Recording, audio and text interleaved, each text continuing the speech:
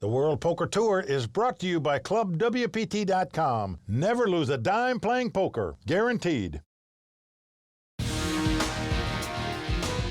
In South Florida, the sun has set on the championship hopes of many, but is still in clear sight of a select few. The conclusion of the record-setting Seminole Hard Rock Poker Showdown is happening tonight on the WPT.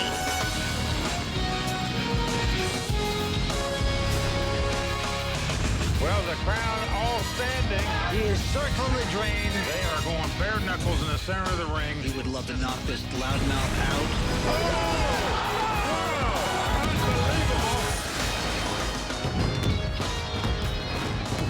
Hi everyone, I'm Lynn Gilmartin.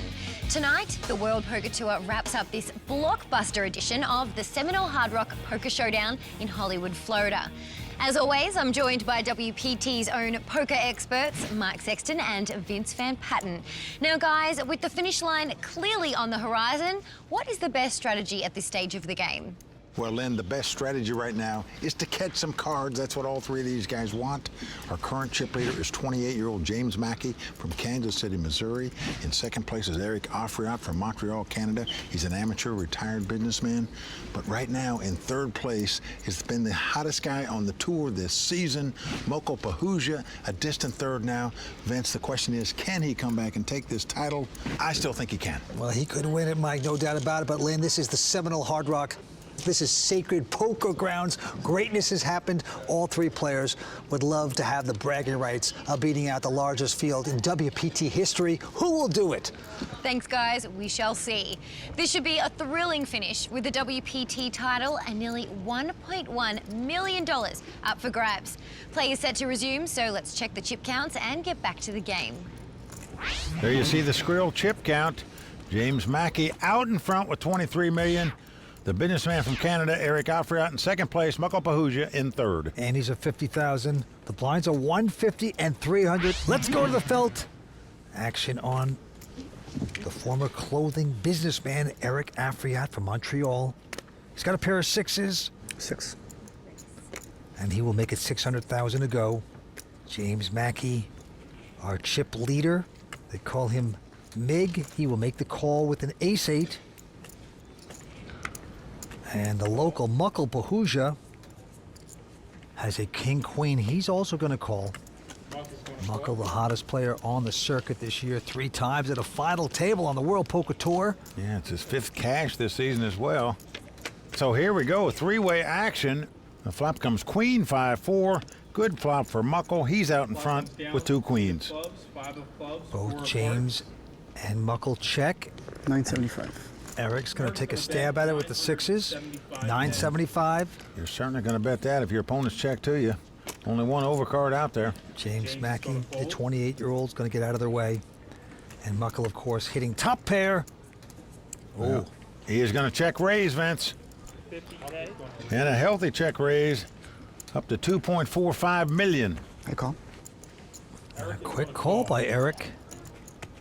Eric with the sixes. So a big pot happening. Deuce of diamonds.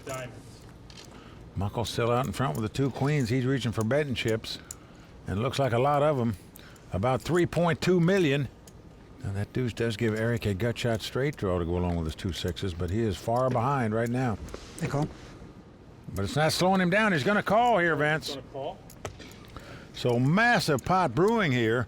Over 13 million in the pot now. 9 of diamonds on the river. Moko's only got a little bit less than 5 million left here. All in. He's going all in. His opponent's been slow playing a giant hand. He's just knocked out. He knows that, but but he's happy to hear this kind of chatter out of Eric, and now wanting him to call. Knowing there'd been a snap call if he would have beat his hand. 4,625,000. I call. Wow, he is going to call it and pay for it. King of clubs, queen of diamonds. Moko Pahuja is going to double up and retake the chip lead.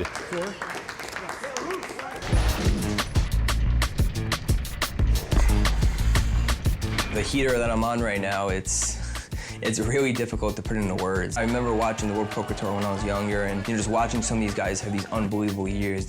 And I watched Grinder go back-to-back, Daniel Negreanu win 2 the same year. You don't think you're ever going to do something like that. I mean, to think like that is just crazy. All I've ever tried to do is just try to get better every day, and I'm on this insane heater where everything is just going my way. My timing's good. My play, I think, has been pretty good. Making hands, coolering people, avoiding bad beats. I can just focus on my game and focus on what I can control, and hopefully just continue to put myself in this kind of a position. Winning a World Poker Tour title would be just one of the top things to accomplish in this industry, and to win a title and to have something, you know, really tangible to look down at and say, this is what I worked for so long. It would be a watershed moment. Well, Muckle, very intelligent player, running good, playing good. There you see his wife Alexis, his dog Bandit, in the house watching him tonight. And what a rush he's been on. Not many guys bring their dogs to the final table, Vince. You gotta love it. All right, James Mackey's raised with King 6. Muckle out, Eric calling with King 9. Here we go. Here comes a flop. Queen Jack 5 with 2 diamonds. This gives Mackey the flush draw. Eric checks. Eric has the gut shot straight draw. And the best hand at the moment, but Mackey is the flush draw. Yep, he's betting 700 grand. Eric not going anywhere. He's calling. Now a 9 comes off, so this gives Eric 2 9s as well as a straight draw. And it goes check, check. And now Eric's got to be feeling good about the 9s. Now the board pairs jacks. So no flush for Mackey. Eric 6. is going to bet 600,000 here, thinking his jacks and 9s are the best hand, which indeed they are. So all of a sudden the flush draw evaporates into nothing, as will his chips if he makes this call. But he doesn't. He lays it down. So James Mackey, known as Mig, goes out. You're so disciplined, I swear. You know, I know I have your number today, but you know how much the minimum you lose? I swear to God, it's not a joke. You'll see it. It's like you're losing the minimum every time. Even if it's costing you, but you're losing the minimum. It's amazing. Definitely a form of respect. You tell your opponent, every time I beat you, I only win the minimum off you. Yeah. I like the person that lied to everyone at the table. All right, back to the table. Here we go. Muckle now. He has gone out, but Eric Afriat with ace-king just calling. Trying to disguise the power of his hand. Mackey going to check as well. Here we go. Flop comes up 8-7-4, helping neither player. Well, Eric is going to check the ace-king. James has to bet that garbage if he wants to win the pot. 325,000, but quickly called by Eric. Turn card, Jack of Diamonds. Well, Eric checks again. Will Mackey have the heart to bet again? He's got a gut shot straight draw now. He's going to bet it. Yep, 625. I'll give him credit for firing out there and betting that hand. Real glad I checked. Yes, man. You would have seen fireworks. I can imagine. That's the smile of a bluffer, James Mackey. James from Kansas City, Missouri. One tough young pro.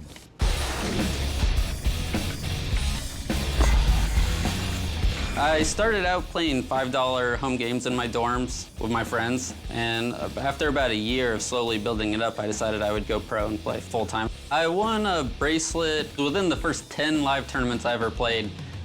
Poker seemed real easy then for me, because I just won right away. I got 7th in a WPT at the Seminole 2 years ago, and just missed out on the TV final table, so happy to be here. I believe, the more times you get deep in big tournaments, the more experienced you become, and having some painful losses in the past just helps you prepare better for the future. So I think getting 7th back then will help me now.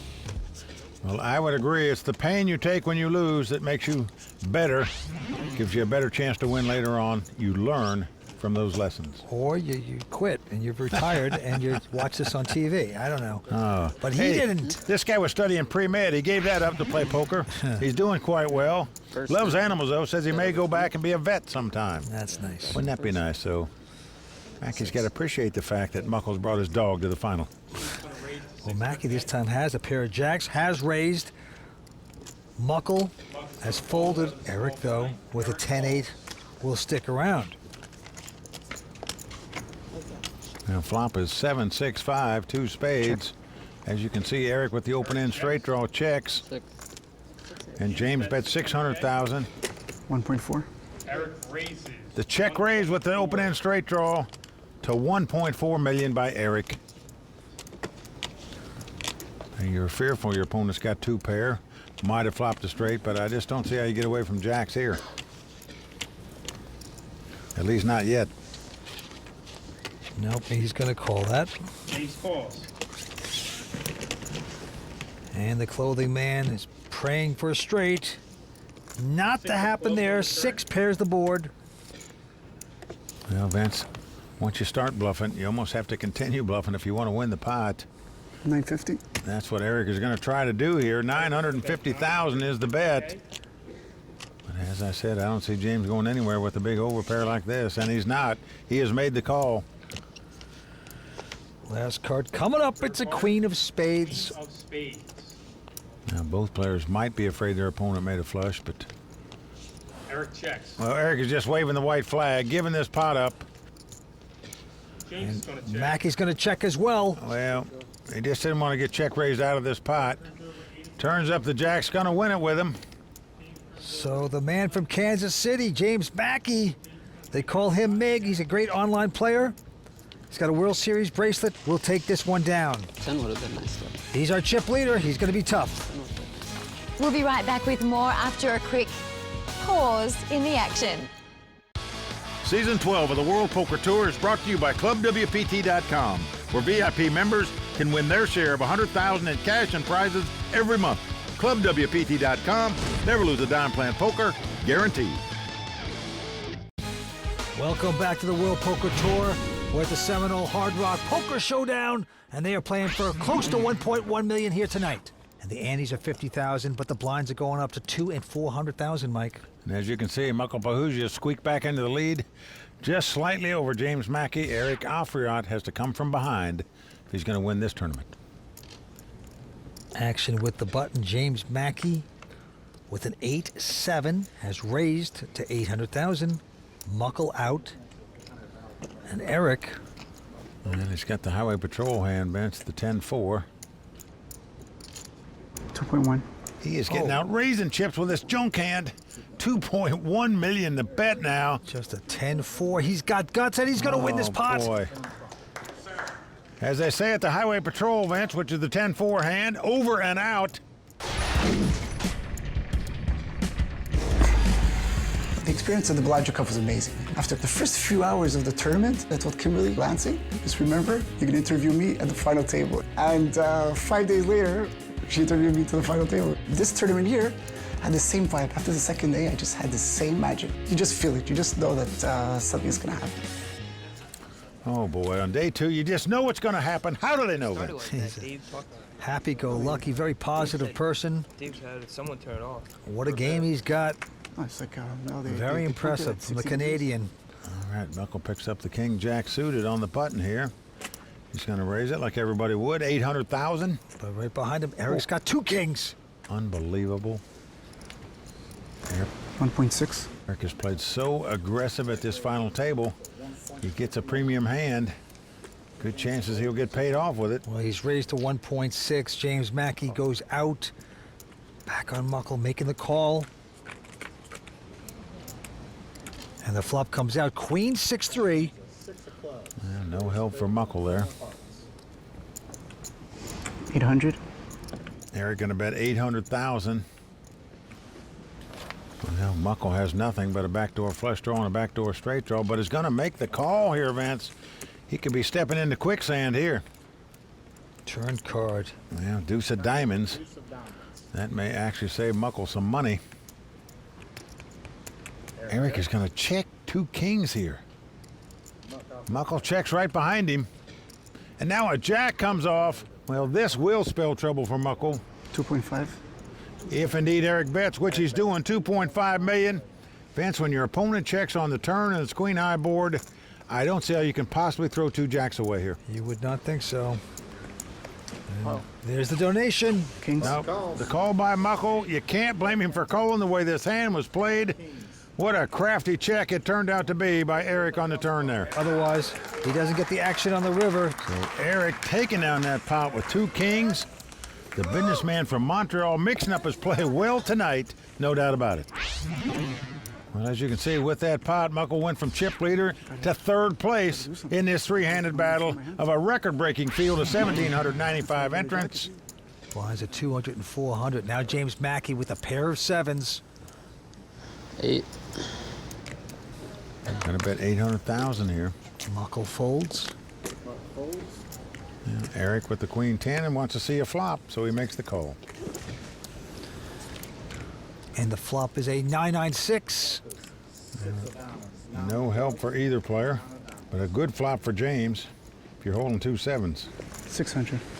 Wow, Eric with nothing is going to try to take the play away. Makes a bet of 600 grand. Well, Vince, we've seen him lead out in the pre-flop raiser time and time again at this final table. And now a queen hits, hitting Eric.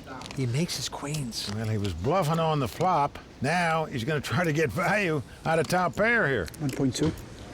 What a turnaround card. 1.2 million. Well, James has the flush draw to go along with the 2 7s now. Not a big flush draw, of course, but still you're happy to have it. He makes the call.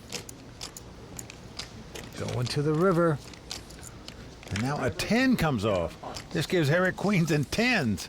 So he helped on the turn and the river. So he takes a conservative route and checks. 3 pairs. James checks right behind him. Oh, wow. Queen 10, 2 pair, queens and 10. You would have paid. You would have paid big money there. Nice check. I thought you could have bet out that queen. So, doesn't get the value bet in, but he takes the pot. Eric Afriat from Montreal, coming back strong. Magnifique, monsieur. I'm really excited to get going. It's my first major poker tournament, and I'm in it to win it.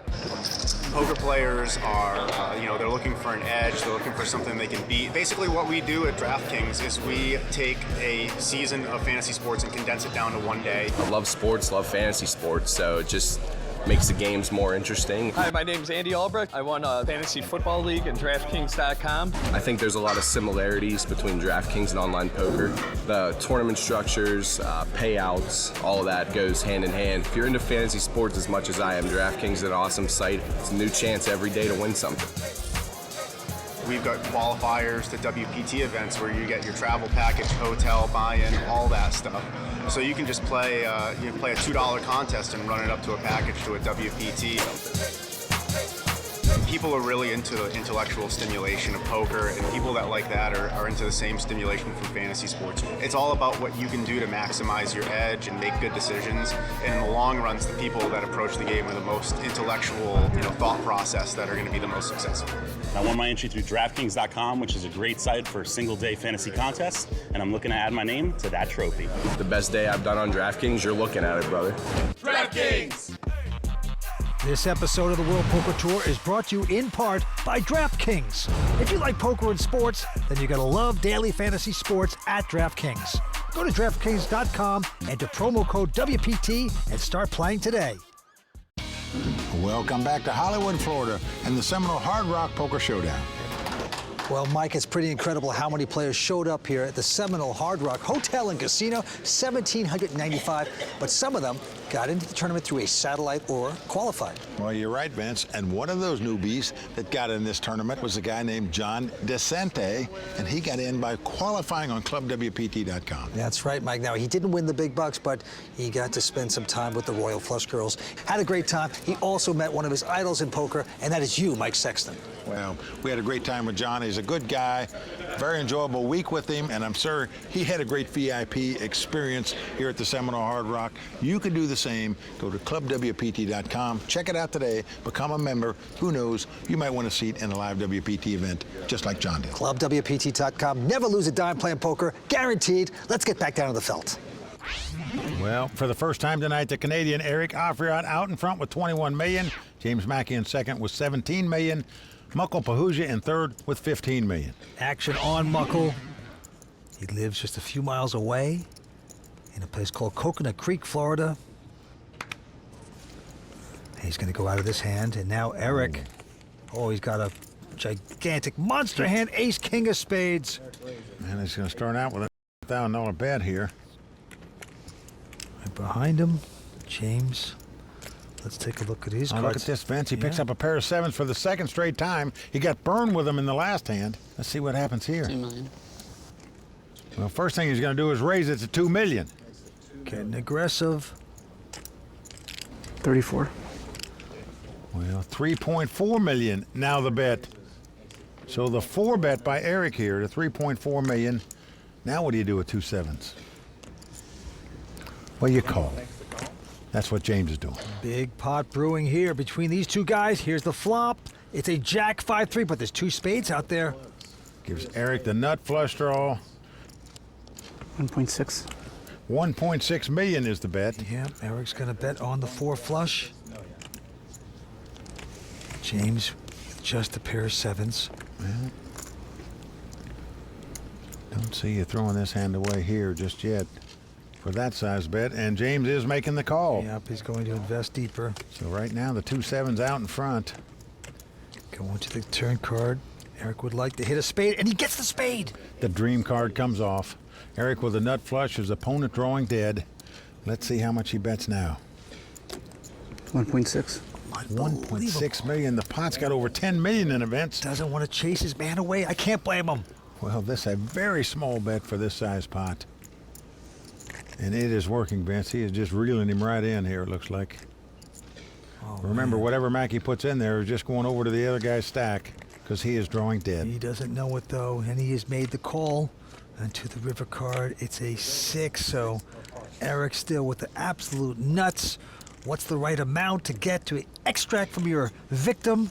Let's find out. 13.3 million in the pot right now. 6 million. Well, he's going to make the bionic bet. 6 million. Yeah. This a good size bet here now. And now what do you do if you're Mackey? You know all you can beat is a bluff here. The guy 4-bet you before the flop. What if he had ace king of diamonds, for example? Would he be betting the same way? Would your 2 sevens be Oh good? boy, he's going to call. The nuts. That's what I was worried about. Complete devastation here for Mackey. Look at his face. Well, the 2 sevens. Whoever said 7's a lucky number is not going to convince James Mackey of that. He's had 4 sevens in 2 hands and got burned both times. Well, it's the mix-up plays of Eric Afriat. He has been bluffing so many hands tonight. This time, gets the nuts, gets paid off in a big way, and he extends a chip lead. Unbelievable. Well, Eric just loving life down here in Florida. I'm Tuba, one of the Royal Flush girls. Florida is my hometown. Seminole Hard Rock is definitely one of my favorite stops. All week we've been hanging out with the players, but yesterday Tuba and I got a day off and we were able to enjoy the property, and it's amazing. We went to their new man cave, which was really cool. It featured a whole stocked refrigerator and my own personal pool. We had a fireplace, we were able to watch the game on TV. It was amazing. Well, Vince, when you get bikini beauties like that in your man cave, you have got a man cave. They're invited at any time. They are having a great time, as are we, as 3 players battle it out at the Seminole Hard Rock Showdown. Well, how about this Eric Afriat? He was in a distant last place not long ago. Now he's in a distant first place. Incredible, 33 million in chips now. Okay, onto this hand. Muckle is going to quickly fold his hand. Eric, exuding confidence right now. He's got a 10-7 this time. And he will splash around with that junk hand. James with a 10-6 of hearts. Happy to see a flop here with the 10-6. The flop is a 6-5-4. That gives 6s to Mackey. Well, Eric has an open-end straight draw. Mackey has top pair. All in. Oh, and he's going to go all in with the 6s. I call. And a quick call by Eric Afriat. With 2 cards to come, Eric with the possibility of knocking out this young man from Kansas City. Can he get it straight there? No, another 6. Gives 3 of a kind there to Mackey. Now Eric must make the straight to win, must catch a 3 or an 8. Nothing else will do. Otherwise, Mackey will double up and get back in the hunt, and it's a jack of hearts, so that's exactly what's going to happen. James Mackey going to take down this hand with 3 of a kind. So with that double up, James Mackey is back in town. Very nicely done. Stay tuned, we'll be right back. Welcome back to Hollywood, Florida and the WPT Seminole Hard Rock Poker Showdown. Florida is known as the Sunshine State, and right now here to illuminate us on tonight's play is Tony Dunst in this edition of The Raw Deal.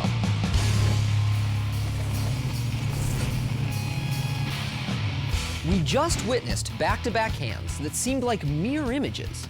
In both hands, James Mackey had pocket sevens against Eric Afriat, whose overcards improved on the turn. Eric was able to get value in both hands. So did James make the same mistake twice, or just suffer some bad deja vu? Let's break it down. The action begins with James opening his first pocket sevens for a min raise on the button. Eric calls in the big blind with Queen 10 and leads out on 6-9-9 with 2 diamonds. I'm not sure why Eric is leading this hand when he doesn't have a diamond and few better hands fold. And James has an easy call with his sevens. When the turn brings Eric's queen, he bets small again for about quarter pot. James can't be thrilled with that turn card, but he also can't fold with his mid pair and diamond draw, so he calls again. It's no surprise James checked behind the river when Eric checked, and round one goes to Eric's top 2 pair. Oh, wow. The next hand, we see Eric open the action with ace-king suited in the small blind, and James 3-bets him in position with pocket sevens. When James made his 3-bet, I thought he was planning to get stacks all in pre-flop. 34. So perhaps the tiny sizing of Eric's 4-bet made him concerned, and he opted to call instead. What happens next looks like James calling down 3 barrels with too weak a hand, but pay attention to the bet sizing. On the Jack 5-3 flop, Eric bets just 20% pot. So of course James won't fold when there are overcards Eric can be bluffing with. The turn completes Eric's flush, and again he bets tiny, this time less than 15% pot. Again, James is easily priced into calling, and they see a 6 of hearts on the river. Now Eric finally ups his bet sizing and fires out 6 million. And while that's way more than 1.6 million, it's still less than 1/3 pot. James only needs to have the best hand a quarter of the time to make calling profitable, and that seems likely against someone who bluffs as much as Eric. So James reluctantly calls and gets shown the bad news that he's been value bet again. That's what I was worried about. So, did James make the same mistake twice? Nah. He was just calling down with showdown value against an opponent who bluffs too much. It's kind of like that famous George W. quote. Fool me once. Shame on you. You fool me, you can't get fooled again. I don't know whether it was Bob Dylan or I don't know what he's doing anymore. Well, one thing for sure, Tony, you won't be fooling us with your impressions. Well, all I know is this, 2 sevens are not working for Mackey tonight. Right. Eric Afriat, this chip leader, 31 million. Let's go to the felt. A quick fold by the man from Montreal. Oh, no. It's not possible, Vince. Oh, what? Another pair of sevens for James Mackey. That is not possible. Wouldn't you just instant muck him by now? Pretty amazing. He makes it $1 million to go with the sevens. And Muckle now with Dolly Parton 9-5. He's getting his chips out to invest. Yes, he calls. So pair of sevens versus 9-5, and the flop is a jack 9-8. So 3 overcards to your 2 sevens there. Mackey's gonna check. Muckle checks the 2 nines right behind him. 8 of hearts pairs the board. Mackey's had enough with the sevens. Checks again. Well, Muckle just didn't want to get check raised out of the pot, so he checks the 9s again. Now a queen comes off, and a spade. Possible straight, possible flush. They both check again. Muckle shows the 9s. And James, oh, wow. He disgustingly throws down the 2 sevens. And Vince, I'll tell you one thing. Anybody that comes up to him and says 7 is a lucky number is liable to get punched in the nose. This guy's going broke with him. The 2 walking sticks, he's going to be walking out of here because of them. He is steaming like a cheap economy car. Things have turned the wrong way for James Mackey, but right back on him this time with the button. He quickly mucks a 10-5. And now Muckle with an ace-queen of spades. but he just limps in. He's hoping this aggressive player raises him, but Eric with a 7 deuce. Just makes the call. Doesn't raise, but he flops a flush. Oh, wow. And unbelievable. Muckles flop top pair with top kicker and checks. Just incredible. Eric has flopped a flush. And Eric checks right behind him, so both slow playing their hand.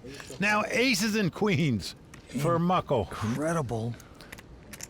Well, he is going to bet now, but you better put his seatbelt on soon. That's 550 into the man with the flush. 1.1. And there's the raise. And it's the min raise, Vince, to 1.1 million. All right. Smart min raise. Well, no way Muckle's going anywhere, that's for sure. He makes the call. Knows his opponent could have a flush, could have a straight, but aces and queens, the top 2 pair, you're going nowhere. River card, 3 of clubs. Perfect card for Eric. Muckle's going to wisely check this. 2 million. 2 million with the flush and a quick call. It's ridiculous how good you are, my God. Muckle just can't believe how lucky this guy's getting. Oh, boy. The man from Montreal, the businessman, is making these pros talk to themselves. But I'll tell you, Eric plays such a mix-up game.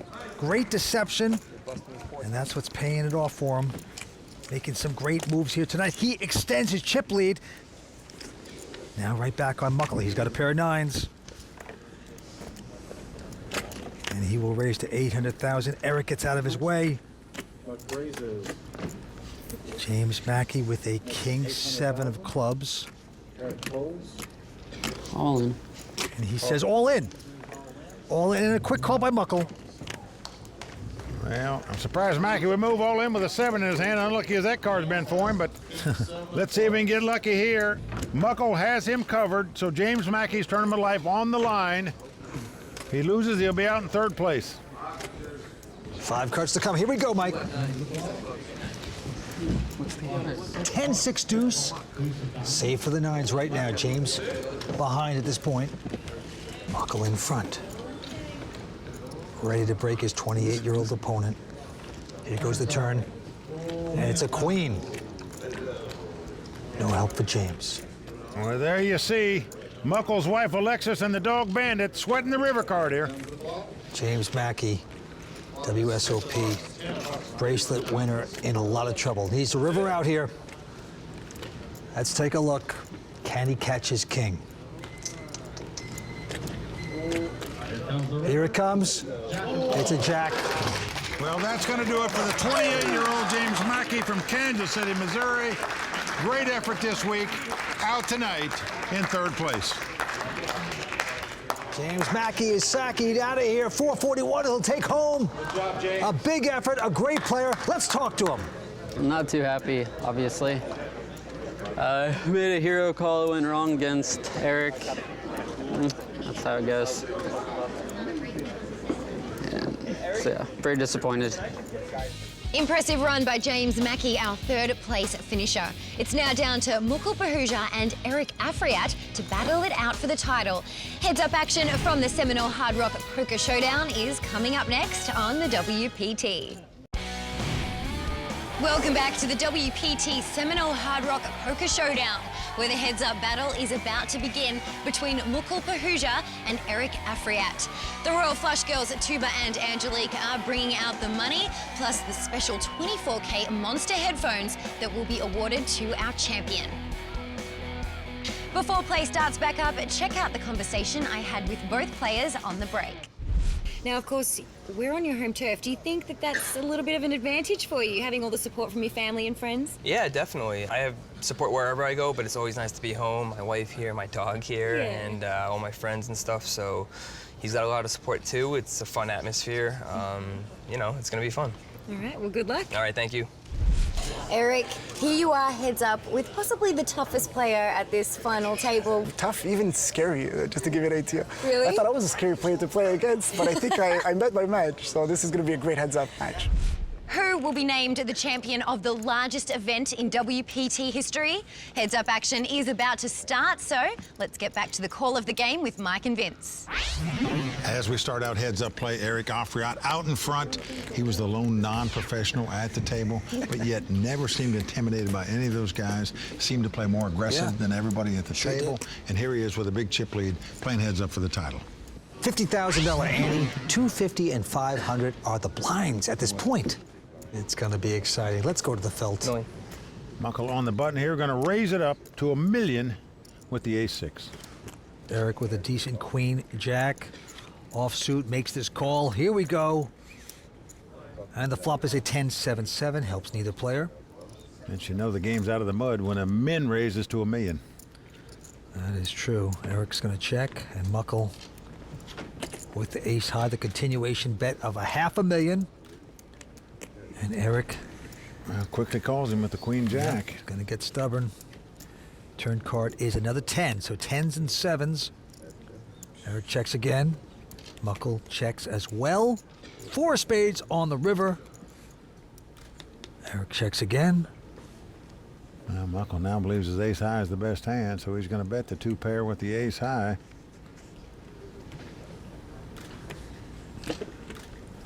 Yeah. 950,000 is the bet. And Vince, if you're in Eric's seat, you're saying, what can I beat here? Maybe a weak flush draw? I call. He's going to call it. So he pays it off with just a queen high. Some would call that a hero call. He was hoping his opponent had some kind of straight draw on the flop. All right, even though he took a hit right there, Eric Afriat is still flush with chips, thanks in part to the monster hand of the day. That's right, Vince. Not really any love lost between Eric and Muckle. They've been battling all night long. Earlier, Muckle let Eric see a free flop with a 7 deuce of diamonds, and lo and behold, the Canadian flop day monster flush. Eric slow played it and was then able to extract over $3 million in chips from Muckle when he had top 2 pair. It's so ridiculous how good you are, my God. And that definitely got under his skin. Well, we've got quite a heads-up battle brewing. Stick around for more on the World Poker Tour.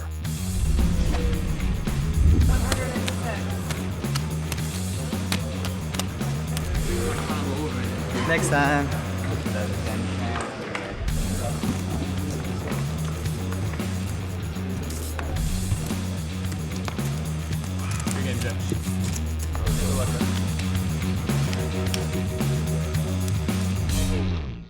Club WPT is the only place where you can play as much poker as you'd like to win a share of $100,000 in cash and prizes every month, but without the downside risk. ClubWPT.com, never lose a dime playing poker, guaranteed.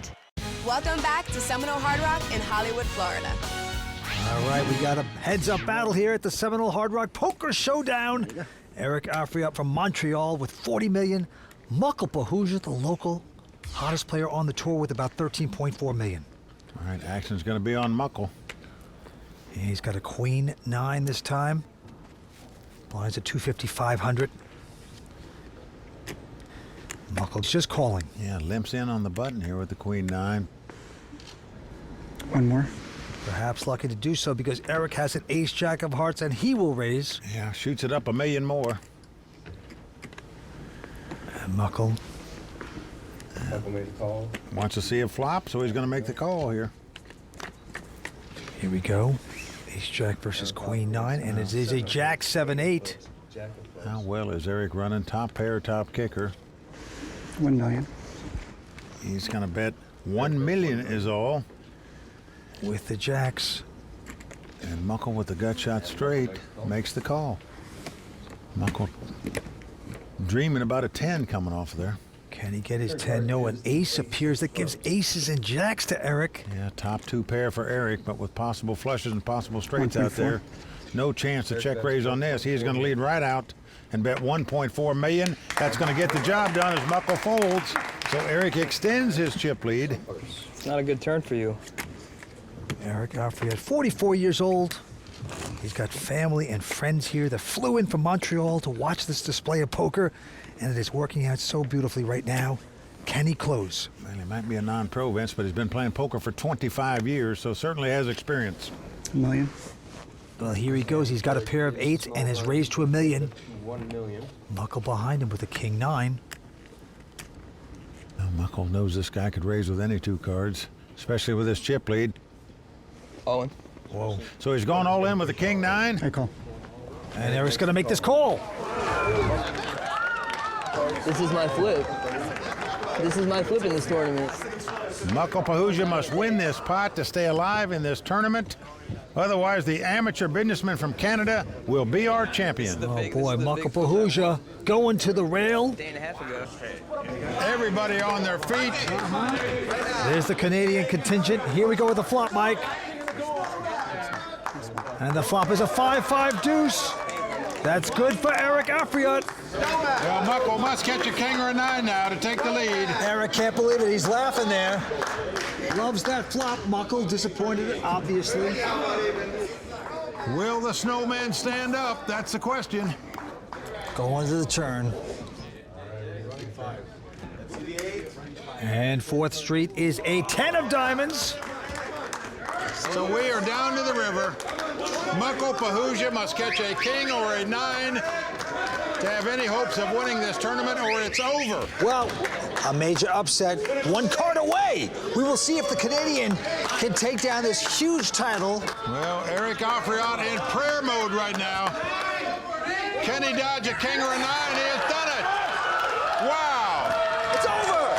What a story for Eric Afriat. Oh, man, an incredible effort for the Canadian right now. Eric's going to take down this title, take home almost $1.1 million. Before we talk to our champion, how about a hats off and a salute to Muckle Pahuja, our runner-up tonight, and a guy who's far and away the leader for the WPT Player of the Year. I was hoping to make heads up a little bit more of a battle, but may have gotten a little impatient, may have pushed it a little bit, but you know, he got some strong hands right away to start, and I couldn't make something happen. Eric, yes. All I can say is magnifique, monsieur. Magnifique. Magnifique it is. A fantastic performance by you. You came to this final table in 4th chip position. It seemed like you were the most aggressive player at the table all night long. You were the lone non-professional at the table, and yet you stood up to these guys. Was that your game plan coming to this final table, to take it to them? Honestly, it wasn't. It wasn't. It wasn't. I was just really going with the flow, just taking it easy, just playing my position, just playing, just playing the right cards, and being aggressive at the right time. Well, you certainly were that. Congratulations on a magnificent performance at this final table. In addition to over $1 million that you win in cash, you're entering the WPT World Championship. You also get 24K Monster headphones to commemorate your victory. Once again, congratulations to our champion, Eric Afriat. Yeah!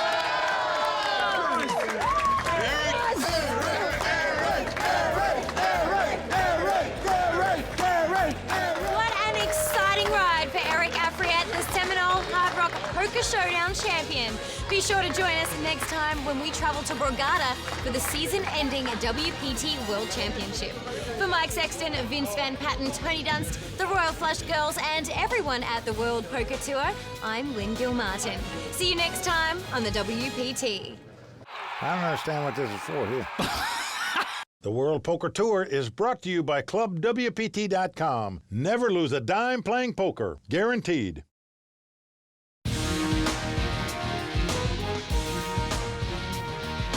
The WPT World Championship has found a new home at Borgata, and this one has all the makings of a classic. Tonight on the WPT.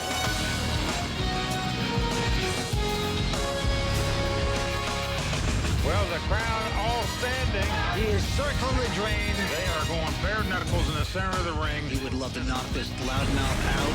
Oh!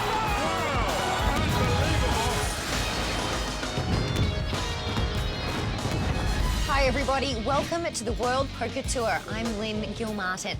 The WPT World Championship is the most prestigious event on our tour, and for the first time in 12 seasons, it is being held right here in Atlantic City at the fantastic Borgata Hotel, Casino and Spa.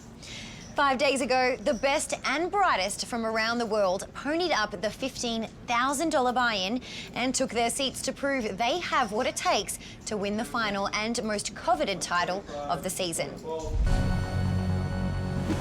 For the first time in 12 seasons, the WPT World Championship has landed at Borgata. This season's event would feature 2 starting days and a buy-in of $15,000. We're in the signature room here at Borgata. It's a smaller field. A lot of people know each other in this field, I think. So, yeah, it's comfortable for, you know, a bigger tournament going on. Looking around the room, every table was packed with WPT champions and tough pros. And New Jersey native Tom Marchese had some thoughts about why today's field was so tough. I think tomorrow will be softer. You figure like amateur players who are only going to play once, they're more likely to come in tomorrow. I'd rather try to get through today, and if worst case scenario I lose, I'll give it another shot tomorrow. Also in the field was poker pro Justin Young, who had his eyes on a strong finish to season 12. In general, I am running really hot. The last 2 WPTs I played, I got 16th in Bay 101 and 13th down in Florida. So hoping to do a little bit better on this tournament, but it's been a really fun ride the last 2 tournaments. But the day's ride would come to an end for some season 12 WPT champions, including Dan Smith, Mohsin Charania, and James Carroll. With the field starting to thin out, we were joined by the always fashionably late Phil Hellmuth, who had his focus on the title. And a man who has already won this title once, Season 10 WPT World Champion Marvin Rettenmeyer. I'm going to get in there. I'm going to build up a big stack, and I'm going to take it to the final table, and I'm going to win this tournament. Though play was not solely reserved for the veterans of the poker circuit, as NFL wide receiver Miles Austin was all in with ace 10 of diamonds against the pocket queens of poker pro Paul Volpe. Queens. When the cards were tabled, Miles knew he was behind, but his fortune changed as he hit 2 pair on the flop and scored a seat into day 2. The day ended with 62 survivors of the 105 players who entered on day 1A. Many tough players remained, and even after doubling up Miles Austin, Paul Volpe had the chip lead with over 215,000 in chips. I had a good table draw, and there was several good players on it, but a lot of the tables, the other tables had all very good players. A new day of poker kicked off at Borgata with a fresh batch of players. Plus those who had busted the previous day taking another shot. We caught up with poker pro Cara Scott about the WPT World Championship moving to the East Coast. I love the fact that it's here because it's a lot easier for me to get to because I live in Europe. So this is like still a little jet lagged, but nowhere near where it would have been for like Vegas. Looking to play a perfect tournament was the only player that could catch WPT Player of the Year leader Mukul Bahuja, 2-time season 12 finalist Sean Suller. Sean faced an uphill battle as he needed a first place finish to surpass Mukul. It's pretty easy. Just got to win it. We came close a couple of times this season, so we got one more shot to get it done. The day saw several season 12 ones to watch looking to make the most of their last event of the season. Athanasius Polychronopoulos was on the upswing. Christina Lindley and Lonnie Harwood were in good stride, while Aaron Massey was on a bit of a roller coaster ride. Feeling so damn good right now. Enough chips to win the tournament. Down to my last 8 big blinds of the WPT season. First double up, one step at a time. Never say die. Well, that's it. That's a wrap. It was a really good season. I enjoyed everything about the WPT, man. You guys are gonna see me next year. I'll be back. I won't be a once to watch, but I'm gonna be a member of that Champions Club eventually. Also hitting the rail was WPT Champions Club member James Calderaro. It was a great season. I mean, came in strong on the end, and everything worked out well. And hands like this that cracked me, you know, I could have went a lot deeper in Florida, Jacksonville. The day ended with 138 surviving the 223 entrants who took a shot on day 1B. Poker pro Justin Young made the most of his second bullet. Athanasius Polychronopoulos scored the second spot on the leaderboard, and finishing strong with the chip lead was Jason Kuhn. They usually don't have good cards, but today was a good day. Day 2 kicked off with the 200 surviving players returning to the signature room at Borgata. The 2 day 1 flights saw a total of 328 entrants create a prize pool of $5 million, with the over $1.3 million first place prize. No camera. Fresh off his victory at the Seminole Hard Rock Poker Showdown, Eric Afriat needed some help as he had limped into day 2 as one of the short stacks. Coming low in chips. I'm going to fight my way through, by the end of the day, 400K. Unfortunately, Eric faced an uphill battle with every table seemingly stacked with WPT champions and tough pros. The tourney is a total nightmare. Brock Parker got chips even though he came in short. I don't know if anyone's more solid than Lee Markhold. He'll just never give a chip away. I mean, there's just a bunch of killers. Joe Searock, and then Kurt Kohlberg's fierce, man. He is like the little cute old guy, but he's insane. He's like probably the most aggressive person on the table. One early elimination was Mukul Pahuja, who would not be able to add any points to his WPT Player of the Year lead. Also ending their tournament were several players who had a monster season, including WPT Montreal finalist Lily Coletto, Ronit Shamani, who cashed 6 times during season 12, and champion of the Borgata Poker Open, Anthony Zeno. This season's been great, man. I have my big score finally. I've been working so hard for years, and I've been able to be more relaxed about everything else in life. It's been fun, you know, it's just playing with some of the best in the world. After going all in with Queen Jack, the short-stacked Sean Suller was called by the pocket tens of Dan Watt.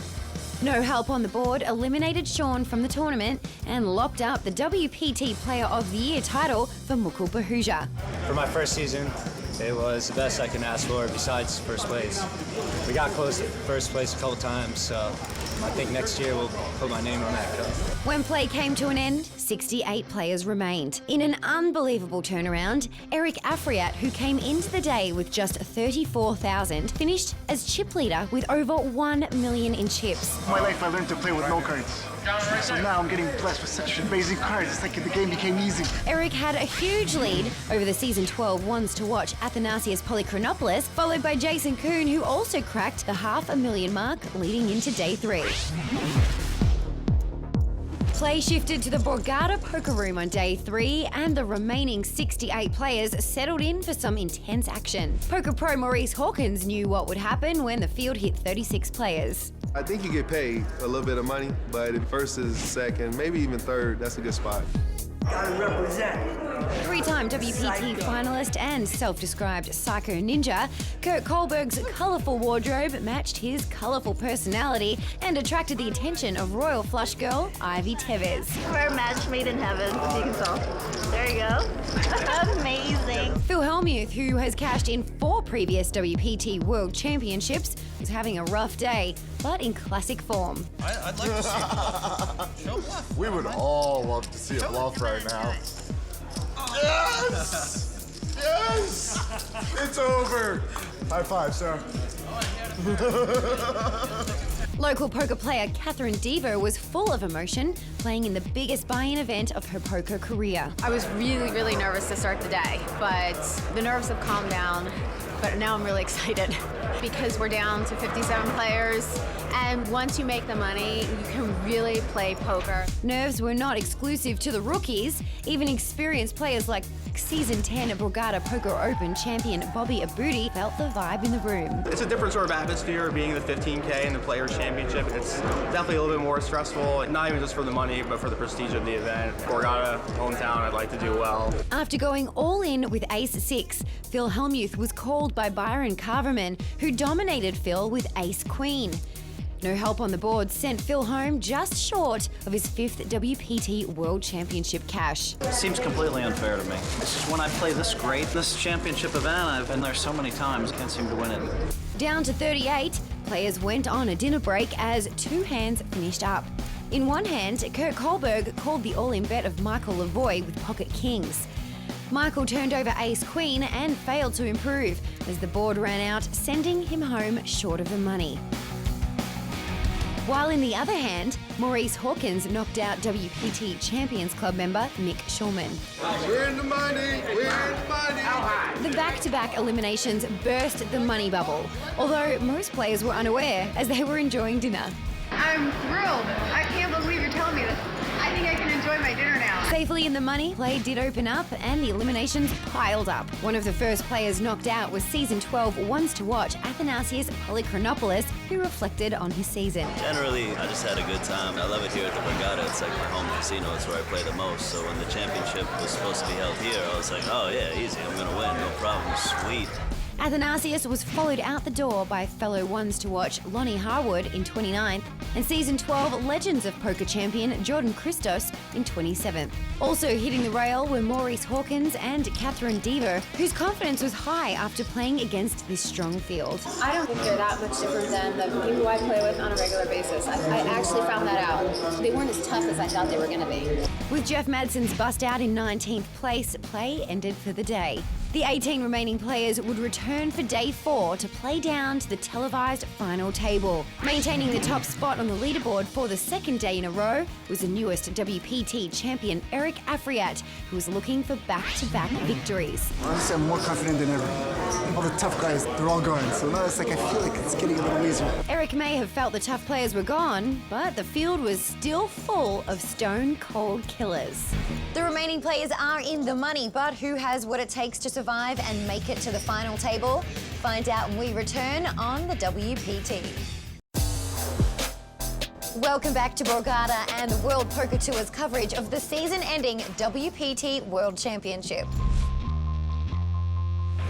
18 players took to the felt on day 4 to play down to the televised final table. 4 WPT champions remained alive, each with a shot at a second title, including our very own Raw Deal analyst, Tony Dunst. There's so much on the line, and this is just such a thrilling point in the tournament, so I'm feeling good. Also feeling confident was Season 12 LAPC runner-up Glenn LaFay. I entered 4 WPTs so far this year, and I cashed in 3 of them now.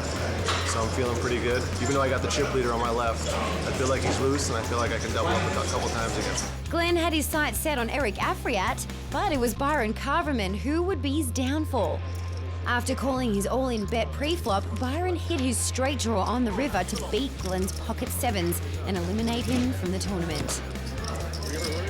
After deep runs at Bay 101 and Seminole Hard Rock, Justin Young fell short of making his second WPT World Championship final table when he was knocked out in 15th place. Season 10 Borgata Poker Open champion Bobby Abudi fell short of his second WPT title at the hands of poker pro Kevin Stallman.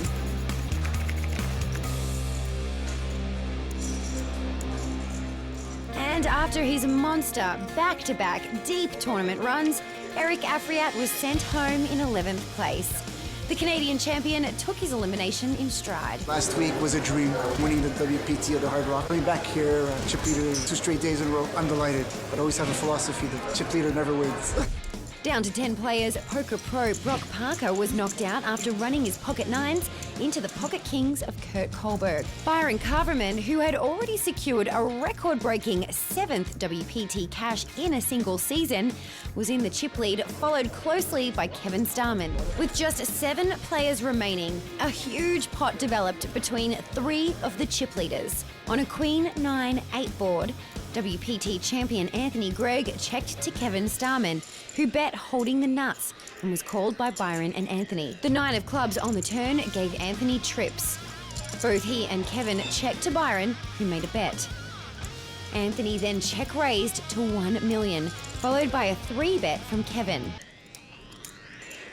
Byron got out of the way, and Anthony's shove was immediately called by Kevin. The ace of clubs on the river sealed Anthony's fate, and the final table was set. The final 6 were comprised of 4 tough pros in their 20s and 2 seasoned businessmen, all of whom had the skill and experience to take down the most prestigious title of the season. Now, for more analysis on tonight's players, let's turn to Mike Sexton and Vince Van Patten. So, Mike, what can you say about the consistency in play this season of our 2 chip leaders, Kevin Stallman and Byron Kaverman? Well, Lynn, the consistency of Kevin and Byron this season has been remarkable. The question is, can one of these guys put a cherry on top of this season by taking down their first WPT title tonight? We shall see. Mike, I have 5 cashes too, you know. Did you know? Yeah, they have 6.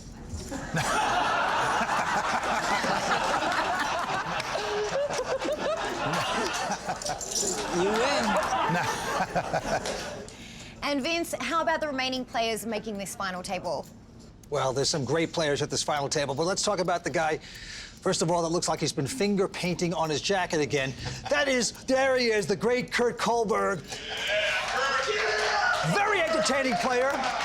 He's made 4 WPT final tables. Can he take home a championship? We will see. But then there's also our wonderful Tony Dunst, proving that our impeccably dressed raw deal guy is actually the real deal, because he's going after his 2nd WPT title this season. He's incredible, and right now, he's going over to talk to Matt Savage.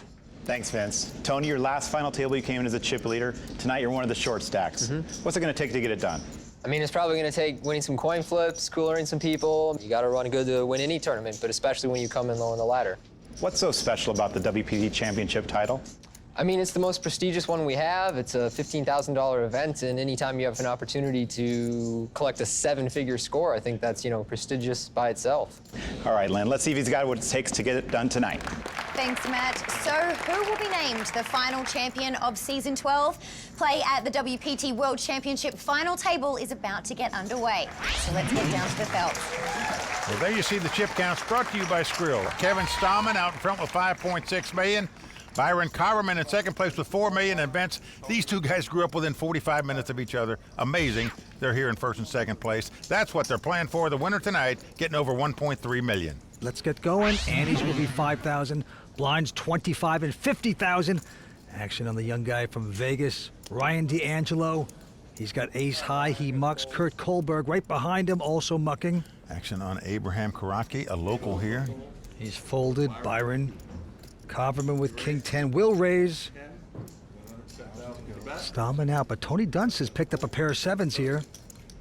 Tough to play the mid pairs. How do you play them when a guy raises in front of you? All in.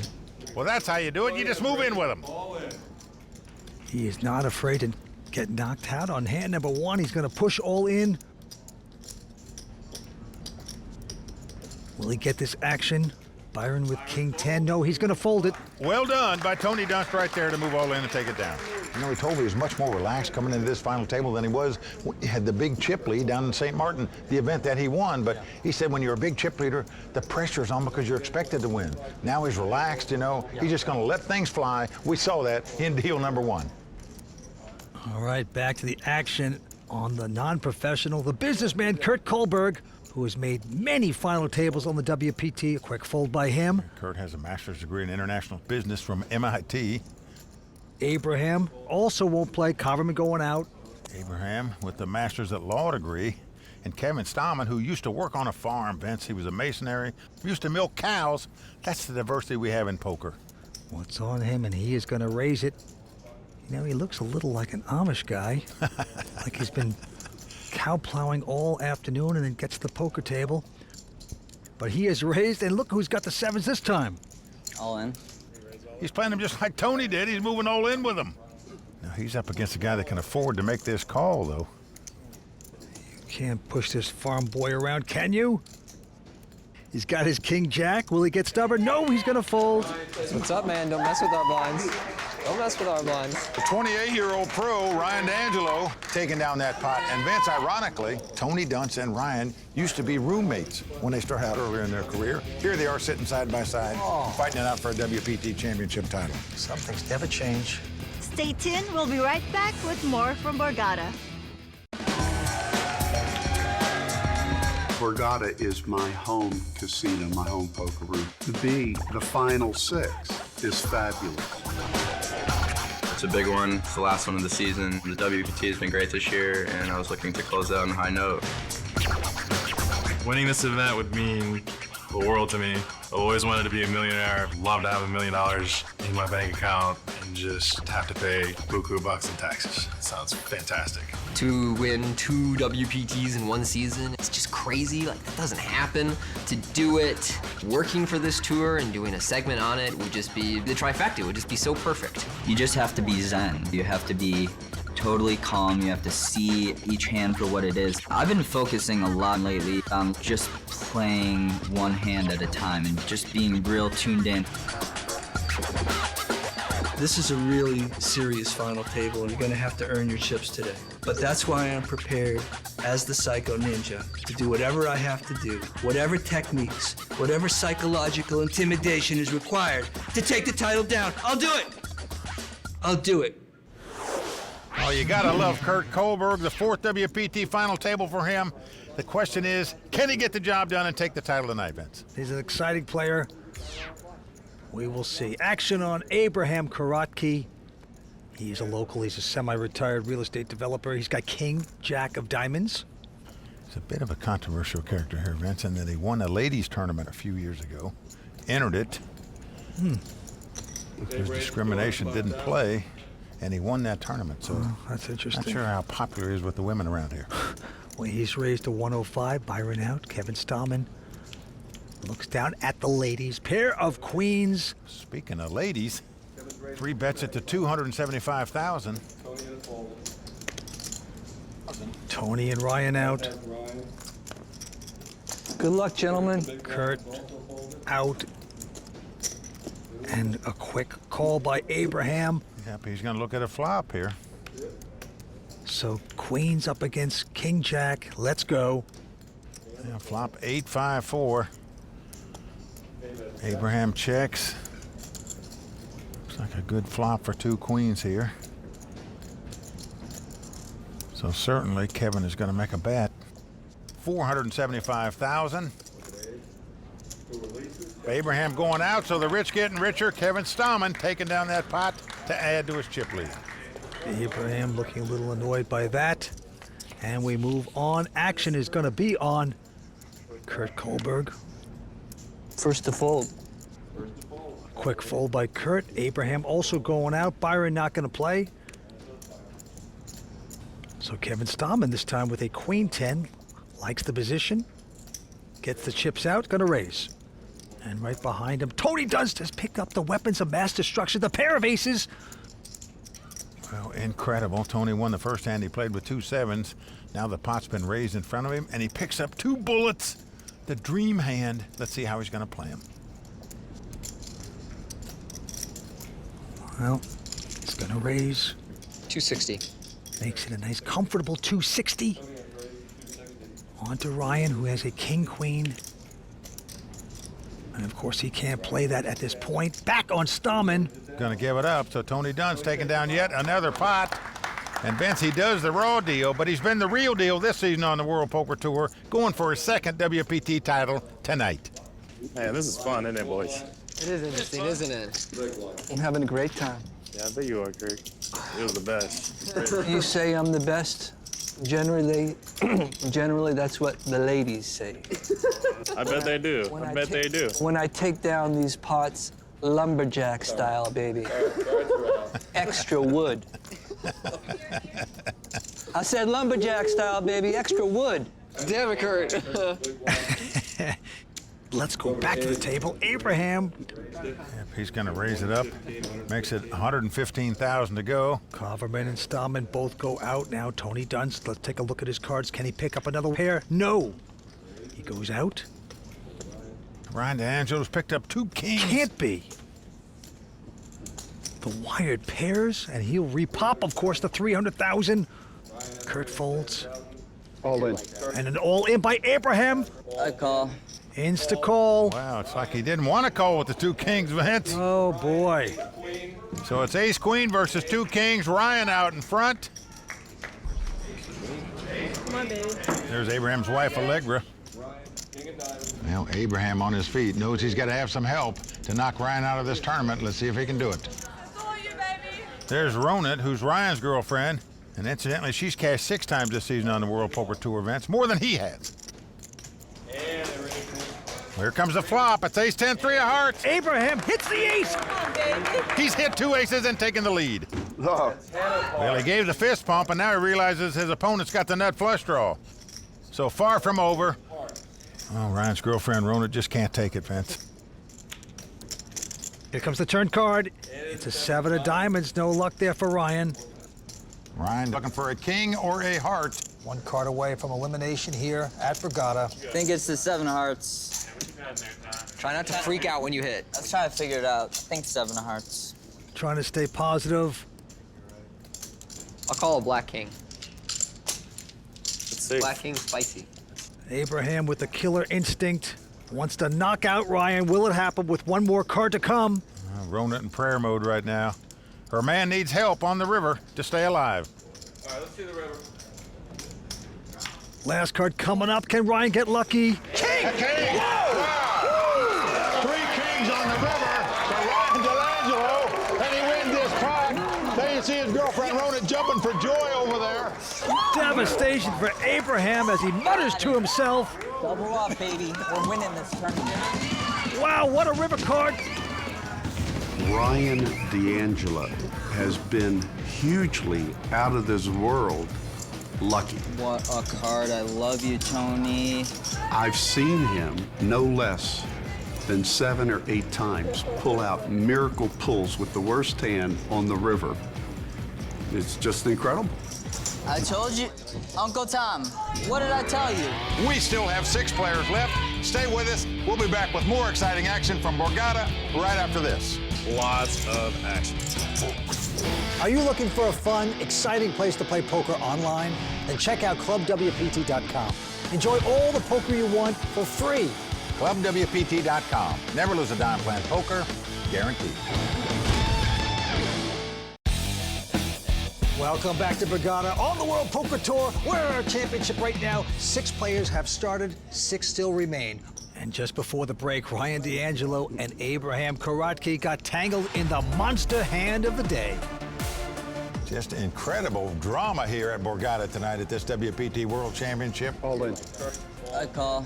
Ryan had the kings. He loved his position. He got out flopped. Come on, baby. Try not to freak out when you hit. But then outdrew his opponent on the river. Wow. That is going to stick it to Abraham, seat number 1. Abraham Karatke now at the bottom with just $625,000. Chip leader is still Kevin Stallman.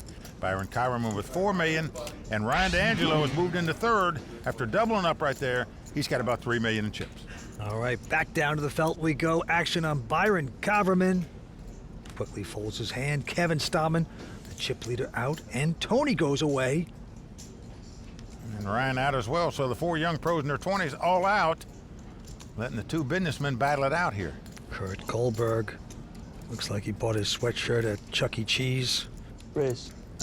Is going to raise with the king 3 of clubs.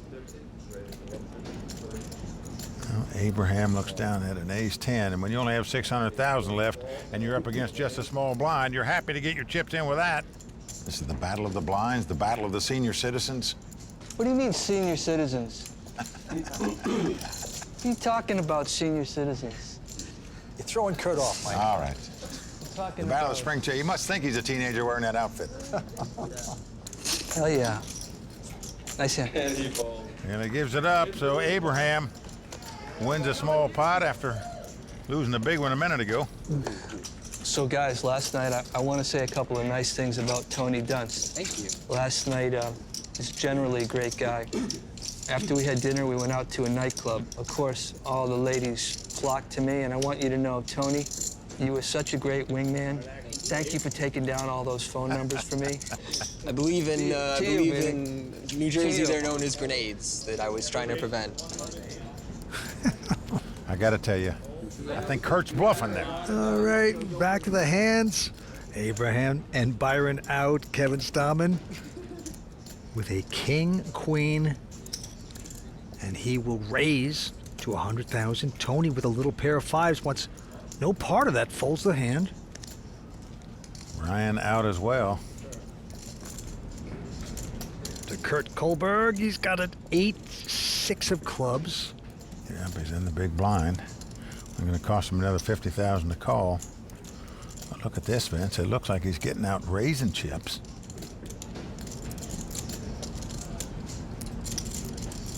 I mean, he could see a flop for $50,000, but he is going to 3-bet it here. He's moved it to 300,000. All in. Now Kevin Stallman says, "I've had enough of that. I'm going all in." Well, Vince, that's the problem. When you raise a chip leader, he just powers you right back and forces you out of the pot. Kurt has to go out. Kicking himself right now, Vince. He could have called and seen a flop. Could be short and sweet, baby. Well, you know, all year long, we have been telling you about players that have won their seats on the World Poker Tour at clubwpt.com. And this week, once again, it happened from New York. Dave Daggett, he made a sensational run here at Borgata. Yeah, how about that guy, Vince? He won his seat on clubwpt.com to win his package to come down to Borgata to play in the WPT World Championship. Finished 22nd in this tournament, cashed out nearly $34,000. You could win an entry into a WPT event just like David, cash out some big bucks. Check it out today, clubwpt.com. Back down to the felt we go. Kevin Stallman well out front with about 6.2 million in chips. The winner tonight taking home over 1.3 million and a coveted WPT World Championship title. That's right, Byron Kaverman with about 3.8. Ryan D'Angelo, third chip position with 2.8. Action on the chip leader, Kevin, right now. Quick fold by him. Now Tony Dunst won't play that mess. Ryan with an ace-3, also folding. Kurt out as well. Around to Abraham, the local. Well, he's just going to call with an ace-3. Byron with just a 7-5 offsuit. Happy to see a flop. And we are going to the flop. Here it comes. It's a king 8-3. Abraham is flop bottom pair, and he's going to bet 115,000. Byron with absolutely nothing. Zip and Pip is going to make this call. He is floating here. No hand and no draw to try to win the pot later. Now he's made an open-end straight draw on the turn. 6 of hearts. Abraham checks. A great time to float right there. You just don't put your opponent on a king because he didn't raise before the flop. Well, he has an ace. That's even better. And he didn't raise before the flop. Yeah, you're right, but you don't put him on it. And Byron's going to bet 285. With the open-end straight draw, and all of a sudden bottom pair has got to not look too good. Abraham is going to release the hand. Well played by Byron right there. Folks, that gives you a glimpse of why this guy's cashed 7 times on the WPT this season, more than anybody else, making plays like that. Here's Muckle Bahuja, the Season 12 WPT Player of the Year in the audience. Yeah, what a season he had, Vince, no doubt about it. Kevin and Byron have cashed 6 and 7 times this season on the WPT, yet that guy was far and away the WPT Player of the Year. Couple folds onto the next hand. Kurt Kohlberg now with ace-7, lining up for a raise. Yep, 105. Abraham out. Byron out. Only one to beat is Kevin, but he goes all in with a pair of deuces. Well, he does it because Kurt Kohlberg's got less than 900,000 in chips. Kurt has folded the hand. Come on, K-Dog. I'm sorry, Curtis. I'm sorry, Curtis. You'd be doing the same thing with these hands. This episode of the World Poker Tour is brought to you in part by DraftKings. If you like poker and sports, then you gotta love daily fantasy sports at DraftKings. Go to DraftKings.com, enter promo code WPT, and start playing today.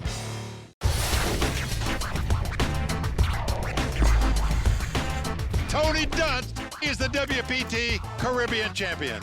The importance of winning WPT Caribbean was just getting the monkey off my back. I didn't really have any major titles, since I got this job. Hi, I'm Tony Dunst, known online as Bond 18. I had cashed some events, I had final table 1, but nothing really exciting. So I think this helped validate my analysis on the segment. It gave me something to add to the resume, which feels really good. It was a great feeling and a confidence booster. Let's break it down. Well, Tony's certainly the real deal this season, going for a second WPT title tonight. That is good stuff. And Tony Dunst is actually in 4th chip position here tonight. Action on Abraham Karatki. He's going to fold. And now Byron also going out. Kevin Stallman, the chip leader, has a king 8. Won't play that mess. Now Tony Dunst looks down at ace-queen on the button, a premium hand in that spot. He is going to raise it. Just the men raise, though, to 100,000. Into his old roommate, Ryan D'Angelo, who has an ace-9. Well, Ryan is going to 3-bet him with this hand. Makes it 250,000 to go. Knows Tony can be raising with any 2 cards on the button. Kurt Kohlberg gets out of their way. Now back on Tony. I'm all in. He is going all in. Those are not the words Ryan wanted to hear. I really don't believe you. So sad. Tony Dunst is one of my closest friends in poker. I think he plays a little too loose, though. He's been raising a lot of pots, so I don't think he's reeled it in quite enough. Now Not really playing loose tonight, little do you know. No matter how good friends you are with somebody, Vince, when you're at the final table going for a title, there are no friends. No, you're just gonna take the spot, too. It's so sick. 40 figs, just jamming there. Jeez. So up. Brian's mumbling to himself. I'll tell you. Not sure they'll be roommates again in the future here after this pot. Got balls, kiddo.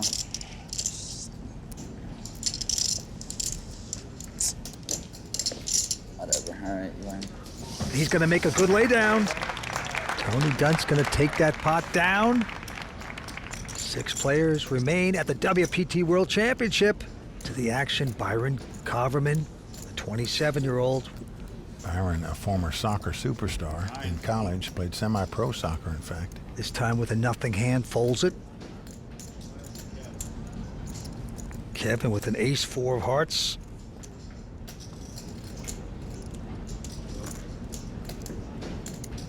And he's gonna get aggressive, makes it 100,000 to go. Tony going out. Ryan out as well. Around the corner to Kurt. He's got ace-3 of spades. Gonna take the play away. All in, he says.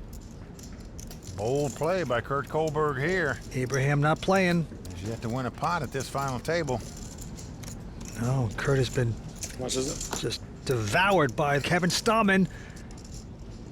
It cost him about 600,000 more. He can well afford to make that call, but just doesn't want to double Kurt up there, so Kurt finally gets on the board. Wonderful, the best. Needed it, baby. The businessman. He's from Massachusetts. Still alive, Psycho Ninja. The Psycho Ninja lives. You know what I say, baby? Either step onto the spaceship with me, or just keep looking up into the sky. Keep looking up.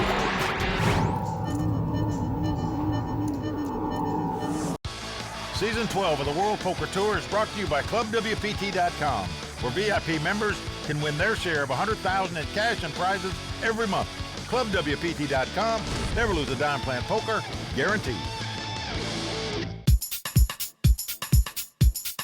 What's great about the Borgata is everything you need to function during a poker tournament is right here for you. I love the Borgata. The people are outstanding. The facility is first class. They really do make you feel at home. The restaurants are nice. It's all around a great place, a great environment, and an awesome place to play poker. Borgata has been part of my poker career for a long time now. It's cool. It feels good to just have the hotel right here, the poker room right here. There's always great action. Once I get here, I never leave. I try not to miss any of the ones here. Love the Borgata. All the players love it here, and why not? This a fantastic facility with great poker. 6 players battling for this championship. Kevin Stallman came to this final table as the chip leader. He's still the big chip leader. And the antes are up to 10,000. Blinds are 30 and 60 at this point. Quick fold by Abraham Karutke. Kaverman now with a queen, jack of clubs. I'll give you a quarter. And he will raise to 135 to go.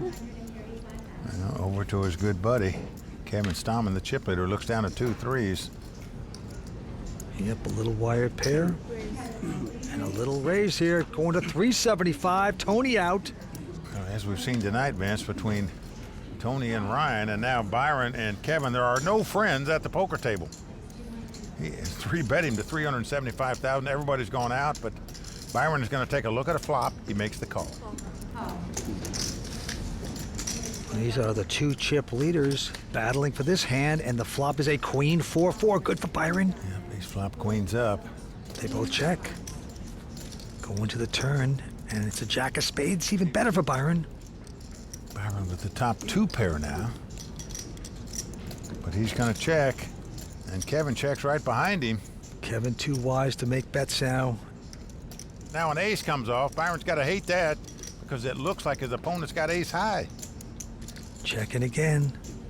Oh, look at this. Instead of checking it down, Kevin is going to bet here to represent aces up.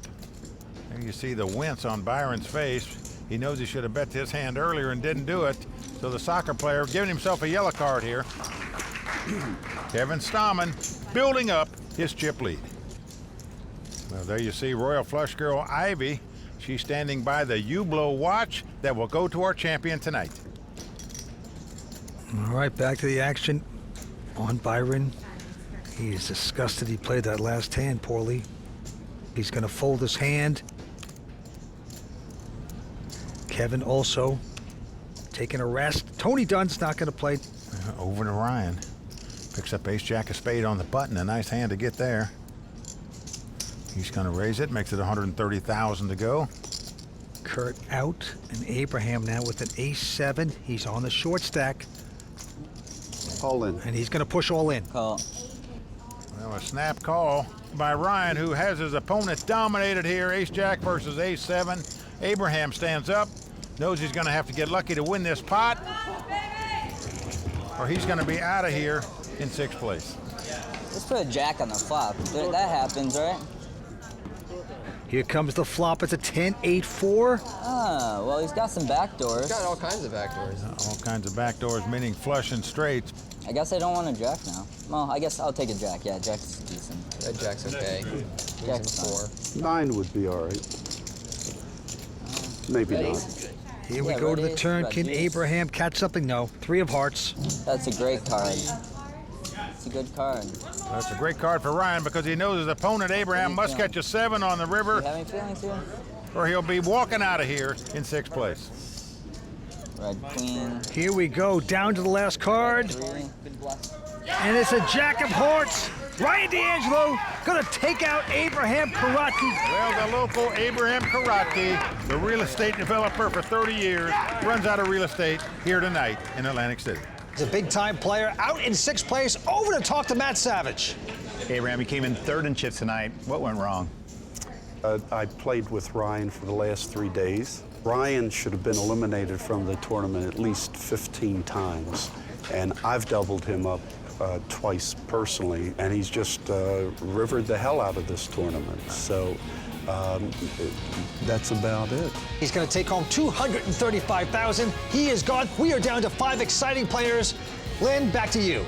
Please join us next time for continuing coverage of the WPT World Championship from Borgata. For Mike Sexton, Vince Van Patten, Matt Savage, the Royal Flush Girls, and everyone at the World Poker Tour, I'm Lynn Gilmartin. See you next time on the WPT. I don't understand what this is for. The World Poker Tour is brought to you by ClubWPT.com. Never lose a dime playing poker. Guaranteed.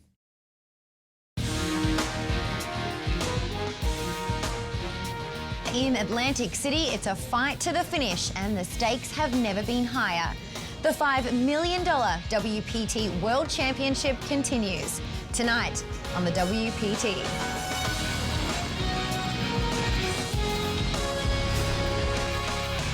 Well, the crowd all standing. He is circling the drain. They are going bare knuckles in the center of the ring. He would love to knock this loudmouth out.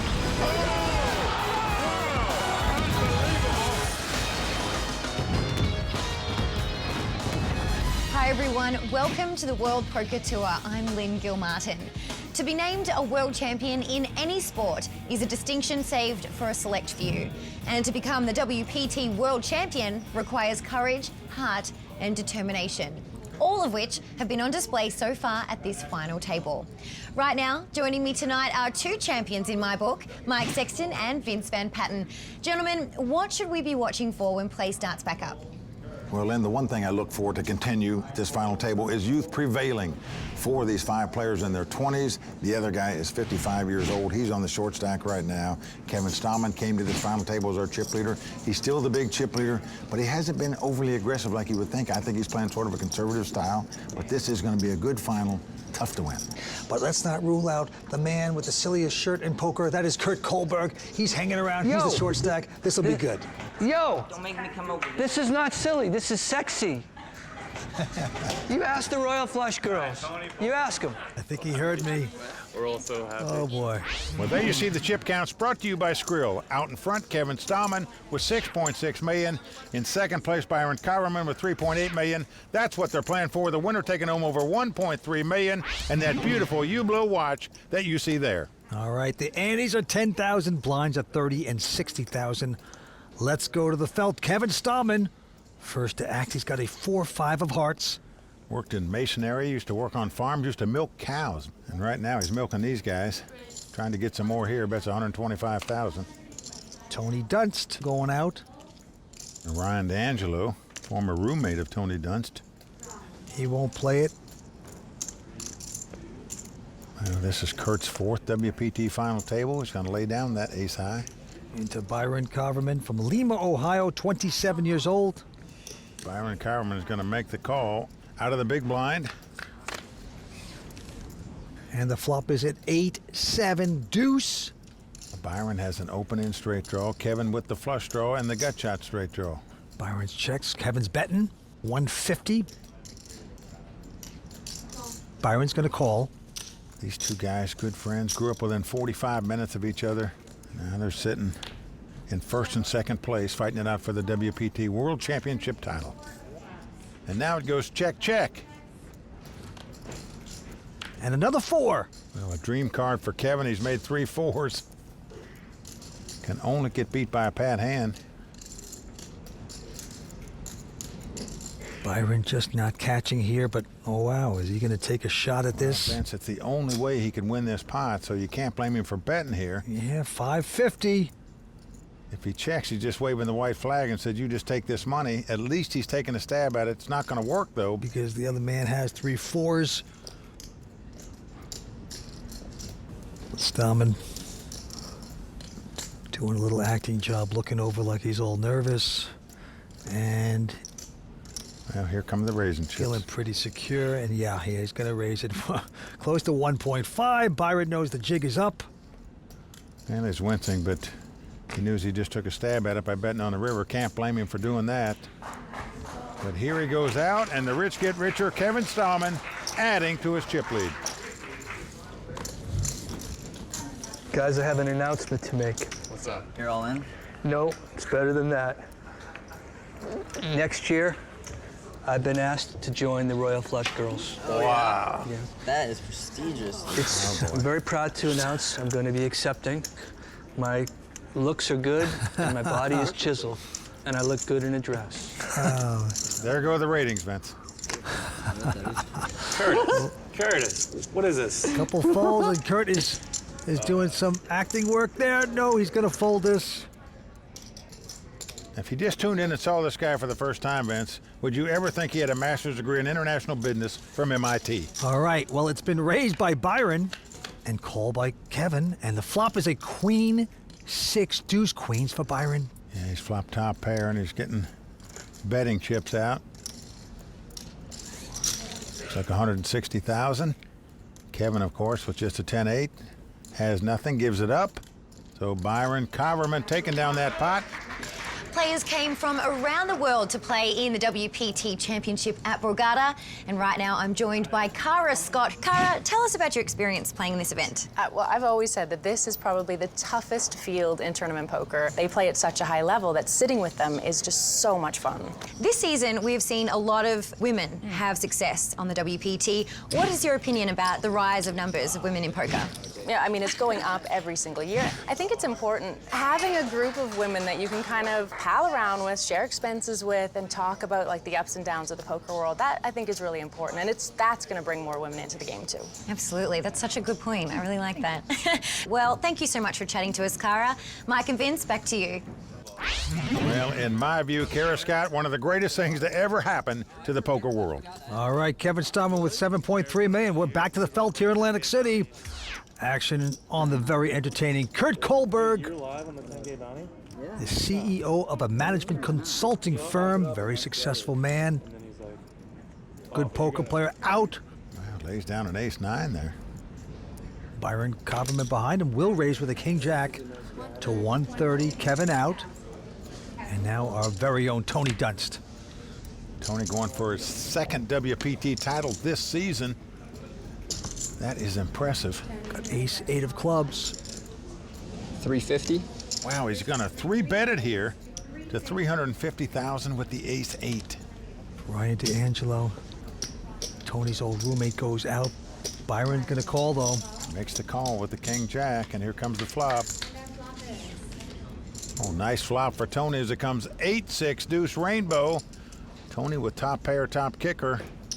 Reaching for betting chips. and betting $275,000.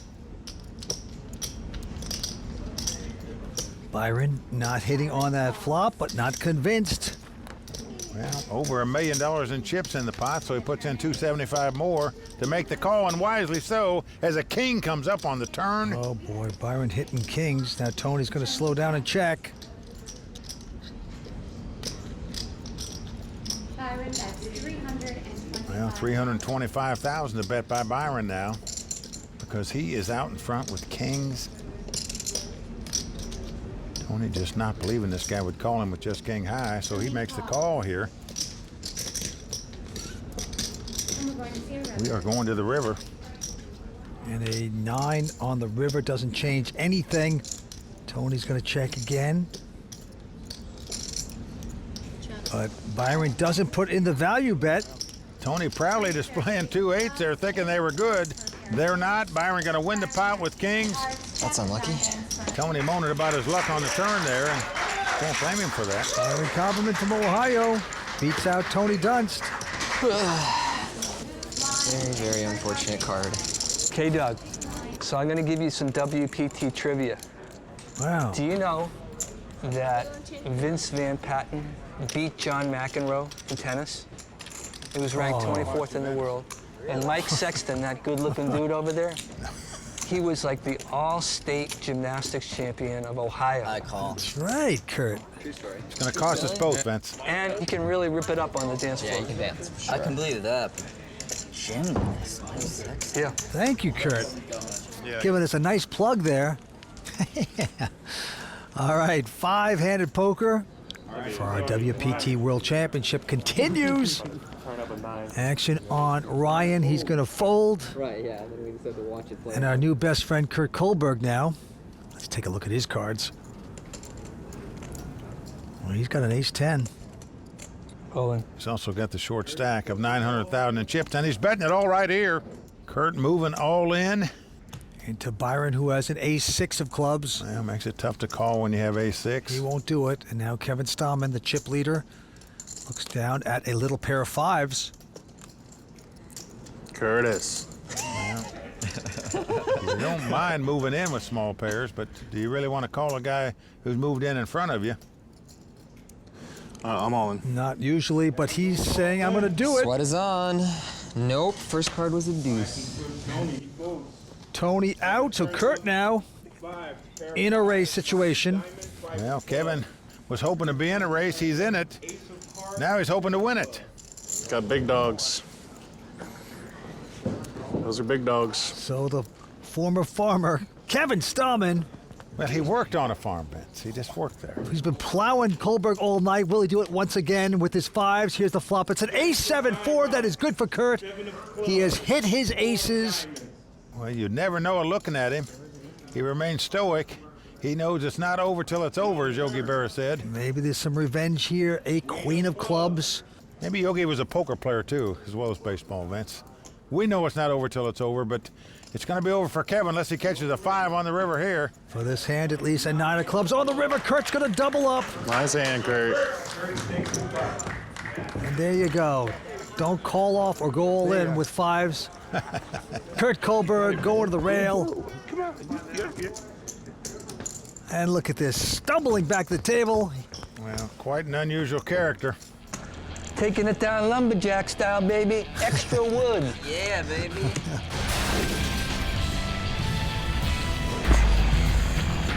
I've played 100 World Poker Tour main events, and I have not won once.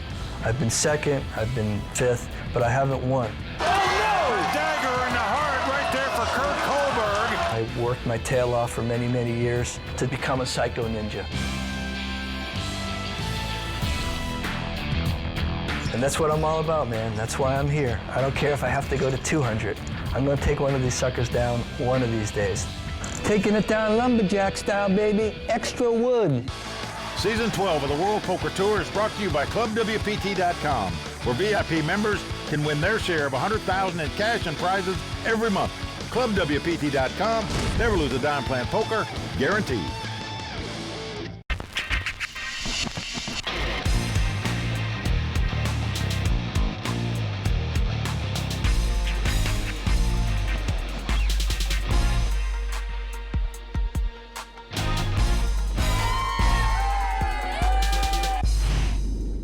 Well, there you see the Royal Flush Girls kicking it at the Murmur nightclub here at Borgata. Everybody having a great time. It was. Yeah, I was there for about 2 minutes. Now, I didn't see you down there, though. Bet you can't hang with the big dogs anymore. You got to wake up and realize that. I realize it, believe me. But right now we have 5 players battling for a championship. Here we go. Kurt Kohlberg will quickly fold his hand. Now Byron Kaverman with an ace-5 goes to 135 into the chip leader. Kevin Stallman with the suited connectors, the 8-7 of diamonds. He wants to see a flop. He's in position, going to make the call. Raw deal going out. And Ryan also going to make the call. Ryan with the 7-6. So here we go, 3-way action. And the flop 10-3-3 with 2 hearts, no help to anybody. And it's going check, check to Kevin, and he also checks. 3 checks, turn card is an ace. Oh, beautiful card for Byron there. He got them both drawing dead. There you go, Ryan checks. Byron now, he's checking too with his aces. Kevin bet. Well, Kevin is just going to try to bluff at it here. Yeah, he's betting 250. Ryan out of the way. Yeah, it's not going to work. Byron has aces up, and he is going to make the call. Just going to let his buddy bluff his money off here. And the river card will be another 10. So now 2 pair. Byron's going to check his aces. Well, Kevin, who's actually playing the board, is going to bet, try to bluff this pot. 650,000 is the bet. You probably know what I have at this point, right? Byron. Look at this, Kevin Stallman saying it with confidence. He has nothing. I didn't expect you to do that, that's for sure. I was talking to myself.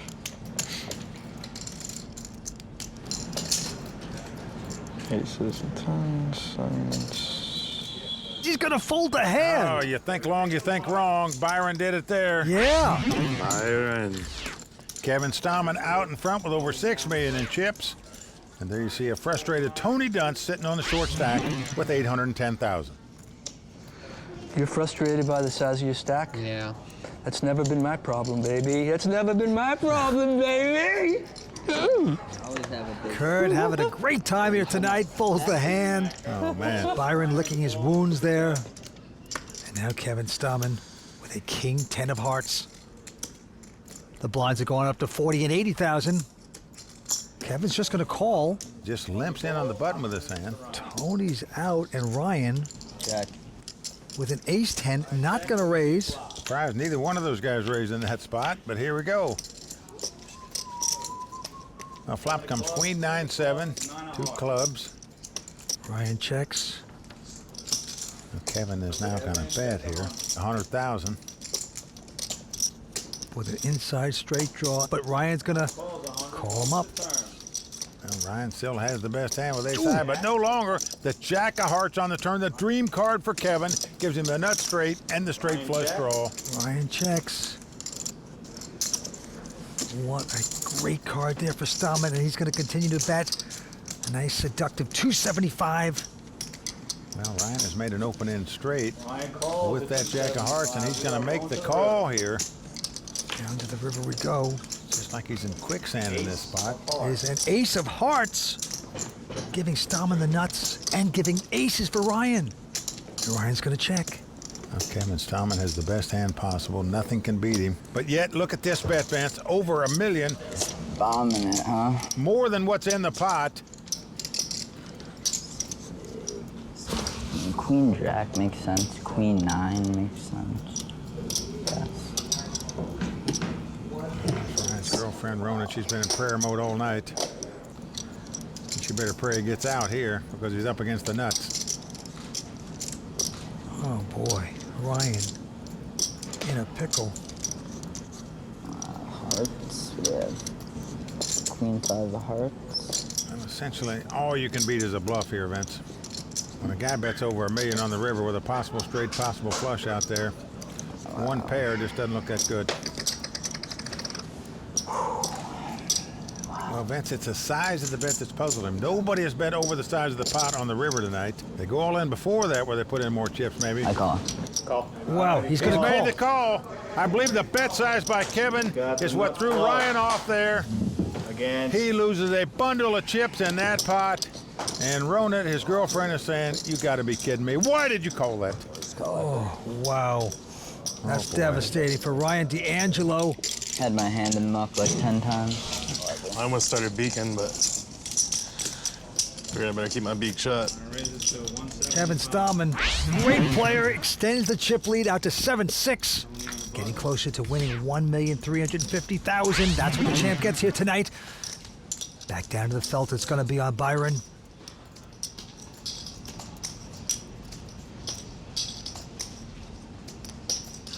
He's got a suited connector, and he's going to raise to 175. Kevin goes out, and Tony Dunst has picked up kings. All in. Yep, he's on the short stack, and he's going all in with it. All in. Ryan out. Kurt not playing. Byron now. 650.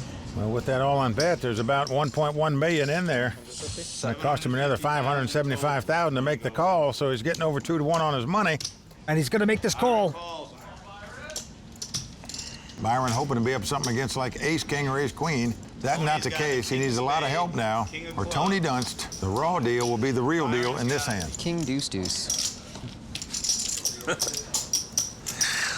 Might be a little greedy, Tony. Let's just get greedy and just stone dead it on the flop. 6, 7, 8. 6, 7, 8 is the sweat, yeah. Of clubs. Oh, man. Tony Dunst out in front with kings. Over just a 9-8 of clubs. Let's take a look at the flop. Bad start. 10-8-3. Bad start. All right, we have a 3 of clubs. Well, Tony wincing a bit because he knows his opponent flopped a pair. Could backdoor a straight or a flush. Kings and 3s are cool. Make the best hand if an 8 or a 9 comes up. Third card is a queen of hearts. That gives Tony, he's sweat draw now. So Byron needs an 8, a 9, or a jack to win this pot. Jack 9, 8. Gotta know what I need, you know? He's got so many outs. Tony's still a pretty good favorite going to the last card. All right, let's go to the river. Let's see what happens. It's a 10 of clubs. His hand will hold up. Well, a fist pump by Tony as he sits back down after doubling up. Tony Dunst could be the second player in WPT history to win a regular season event and win the WPT World Championship event in the same season. Twan Lee did it. Can Tony Dunst do it too? And I'll tell you something, he needs to do that because he keeps telling people what they're doing wrong. He's proving it, he knows something tonight. Stay tuned, we're coming back with more action here on the World Poker Tour.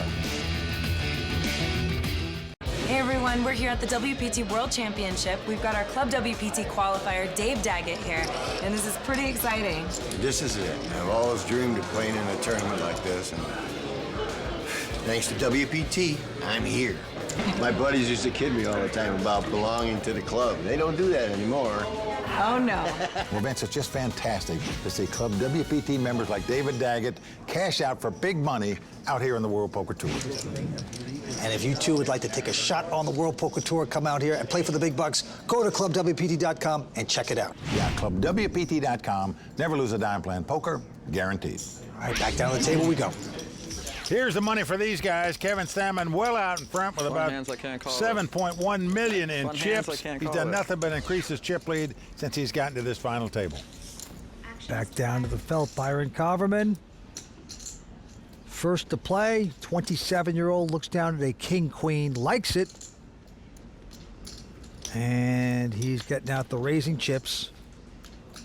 Well, Vince, this is a hand most players would raise in a 5-handed poker game. Makes it 175 to go. Kevin Stallman out. But Tony Dunst has an ace-10 here.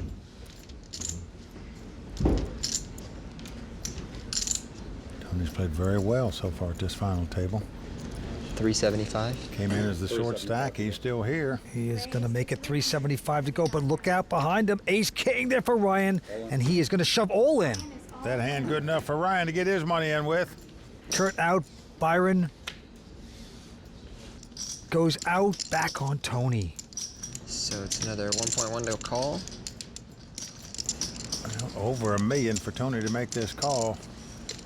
His opponent has 4-bet all his chips. Now normally that means the guy's got a big hand.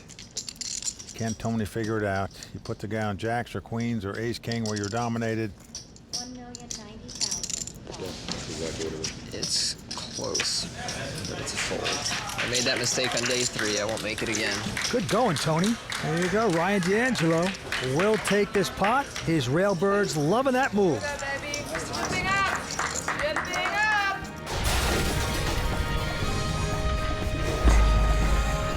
This is my lovely girlfriend. Brunette Shimani, and I have 190,000 chips. I met the woman of my dreams, and it was at the poker table. Her 2 passions in life are the same as mine, poker and nutrition, so there's never a boring moment. We're making everybody a juice.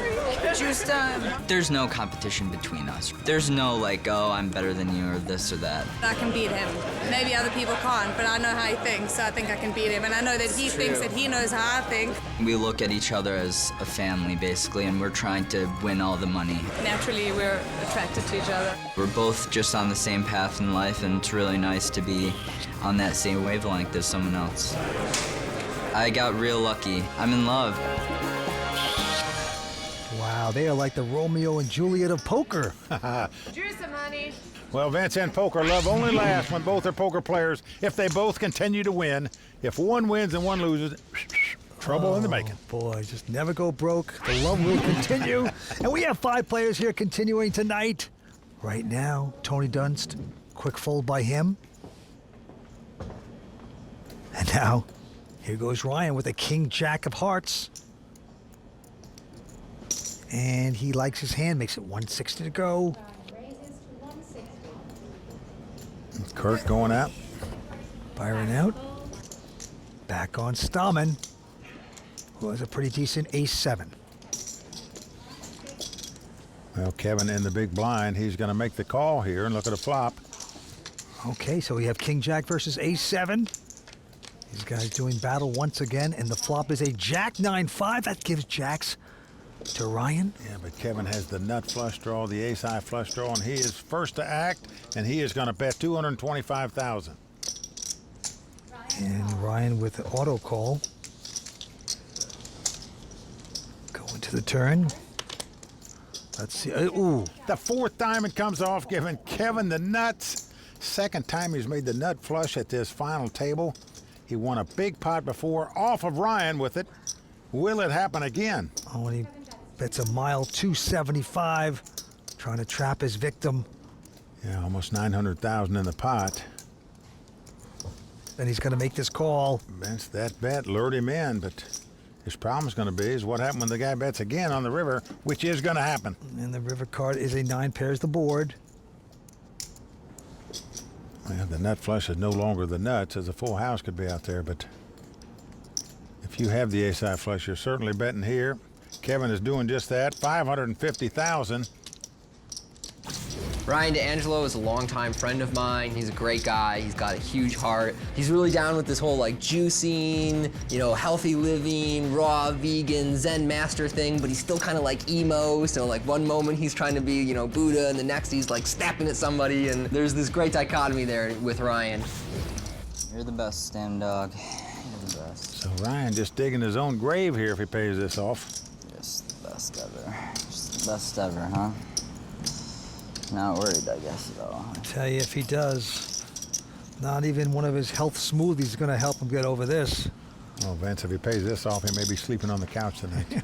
His girlfriend saying, come on, baby, make the right decision. Why do I feel so owned?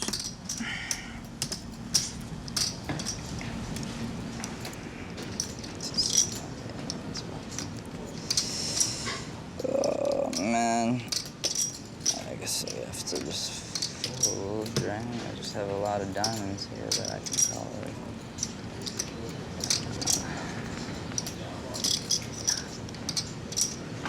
There's an ace of diamonds. Why wouldn't you just check shove at him? Usually when you take this long, you're trying to figure out what you can beat. He has made the call. There's the ace-high flush. Joey Chong. Joey Chong. Joey Chong special. No worse, what can I say? Go directly to the couch, sir. To the couch you must go. Ooh. Good bet, bro. Good value bet at the end by Kevin, just punishing Ryan right there. Stay tuned. We're coming back with more action here on the World Poker Tour.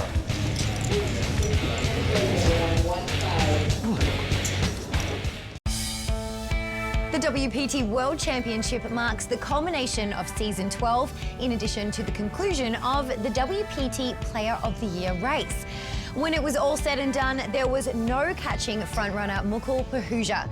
And during the last break, Mike Sexton presented Mukul with the WPT Player of the Year trophy. Every year, a lot of players win WPT titles, but only one outperforms all the others over a course of a season. And that player wins the highest honor we have on the World Poker Tour. I'm now proud to present the Season 12 WPT Player of the Year, Mukul Pahuja from Coconut Creek, Florida. Mukul, you are one of the most respected players out here on tour, not only because you're an outstanding player, but the way you conduct yourself on and off the table. And it's an honor that you have won this award for Season 12. Congratulations. Thank you so much, Mike. I just wanted to thank my friends and family. This is a big honor. I'm very proud of it, and thank you very much. Vince, would you do the honors? Not bad, huh? Congratulations. Thank you.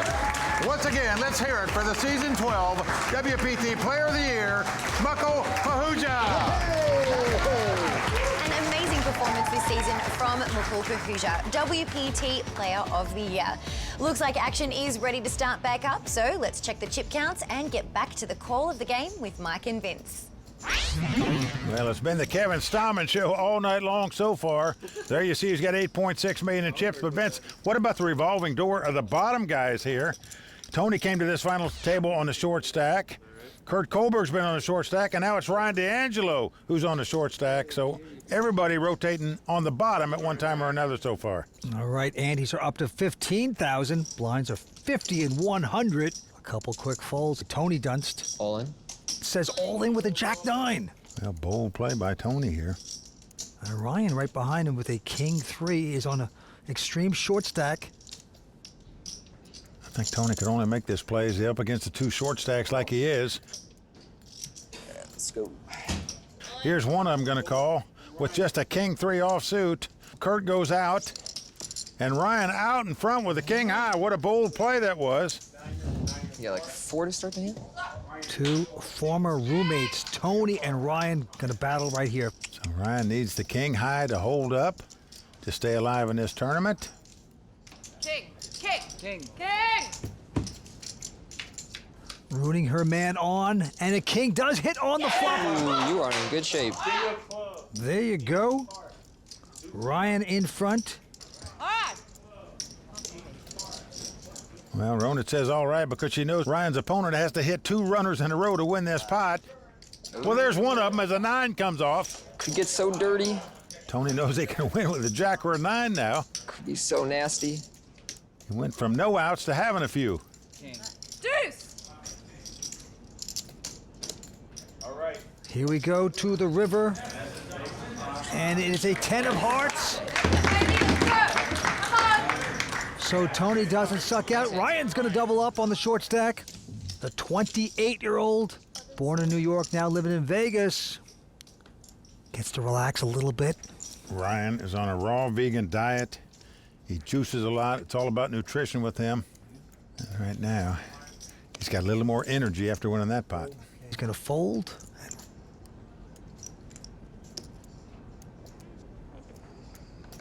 Here goes Kurt Kohlberg. Kurt's going to move all in now.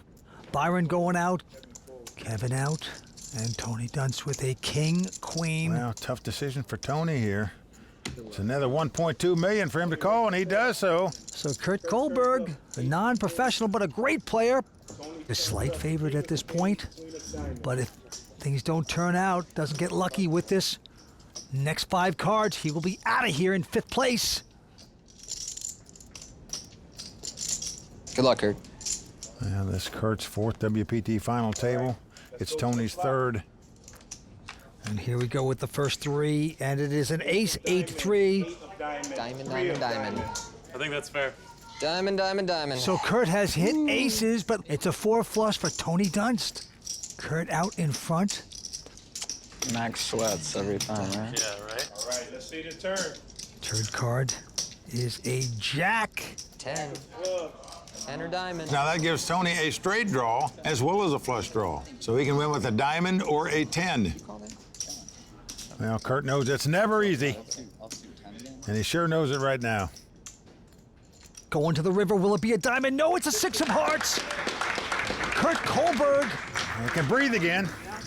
Gets up with that awful shirt. Very happy. Got a double up on his short stack. Ladies, you got it, you got it. Well, a lot of exciting action here at Borgata tonight. Stay with us. We'll be back with more right after this. Oh, boy. This episode of the World Poker Tour is brought to you in part by DraftKings. If you like poker and sports, then you're going to love daily fantasy sports at DraftKings. Go to DraftKings.com, enter promo code WPT, and start playing today. This is the season finale, championship. Here we are, rocking it, just like there's no tomorrow. I'm Marvin Rettenmeyer, and I'm a two-time WPT champion. There it is! Mad Marvin Rettenmeyer has done it. He is the WPT World Champion. I would say music and poker are my two biggest passions. I used to play a lot of ping pong as well, till I realized it wasn't getting me anywhere with the ladies. I like music because there's so much emotion connected to it, so many memories, and and the ladies definitely like a guitar player better than a ping pong player, so that worked out. If I had to choose between poker or music, it would be a very, very tough decision, but I guess I would have to take poker just because that's how I make my money. I do consider myself as an artist, and I like to express myself in many different ways, poker being one of them, and music being another one. I'm Marvin Rettenmeyer, and music is definitely a part of my DNA. It's a long way to the top if you want to rock and roll. Welcome back to the World Poker Tour. 5 players remain here at Borgata. There's the chip counts. Kevin Stallman well out in front with 8.5 million. Byron Kaverman in second with 3.3 million. These guys playing for the most coveted title on the World Poker Tour, the WPT World Championship. Kurt with a quick fold, and now Byron Kaverman with ace-king will raise to 210. Kevin and Tony go out. On to Ryan, who has an ace-queen here. Oh, this could spell trouble for him. All in. Call. All in and called. I thought you were strong this one, but I can't fold. Byron turns over ace of hearts. Told myself he was strong too, but I can't fold that. Ryan D'Angelo needs help, or he's going to be our 5th place finisher. Please win this Thanks, Kevin. Just cold decked right here. Byron in a great place. It's bank time. Let's go. Ryan talking to himself. All right, let's go to the flop. And he's got to get lucky to stay alive. Here come the first 3 cards. Oh, it's a queen on the flop. He did it. Byron has a straight draw. A jack would give him a straight. King would give him the lead. King ball. All right, let's see the turn. Going to the turn card. 8 of spades. So we have come down to the river. If Ryan can dodge a king or a jack, he is going to double up yet again. And there's Ronit. Rooting on Ryan. It's a 10 of hearts on the river. It's going to work for Ryan. We're back in it, baby. Well, good luck for Ryan. Bad luck for Byron. Tough spot to get outdrawn there. God, I'm such a luck box. You never get out. Never get out. Come on. 120. Having the World Championship at Borgata has been really incredible. They really know how to bring in the top players and give them a VIP experience. The signature room had a perfect ambiance. It was really intimate. It was beautiful. I feel like the players really enjoyed it. Our experience here at Borgata was truly awesome. The WPT World Championship couldn't have found a better home at Borgata. Why just watch the World Poker Tour on TV when you can get in the game for free? Go to clubwpt.com today and see how you can win an entry to a WPT tournament. Clubwpt.com, never lose a dime playing poker, guaranteed. Welcome back to the WPT World Championship. We have 5 players left. And what hands we are seeing at Borgata. And just before the break, Ryan D'Angelo took down a huge one in the monster hand of the day. It looked like Ryan was on a downswing after donating to Kevin Stallman's chip stack in multiple pots. And it looked like Ryan was also at the end of his rope when he was dominated by Byron Kaverman's ace-king. Big time. Let's go. Fortunately for Ryan, he had a monster suck-out, spiking a queen on the flop that keeps his dreams alive to take down this title at $1.3 million. God, I'm such a luck box. Kevin Stallman still well out in front with $8.5 million, but for the first time tonight, we got a new guy in second place. That's Dunst and D'Angelo. After sucking out that last pot, moves into second chip position with $2.7 million. To the felt we go. Action on our chip leader, Kevin Stallman, out of Coldwater, Ohio. This time, Kevin looks at a 7-8 of hearts, a nice little suited connector. Well, Kevin, just like a big teddy bear, everybody out on tour loves the guy. Well, he's going to fold that, surprisingly.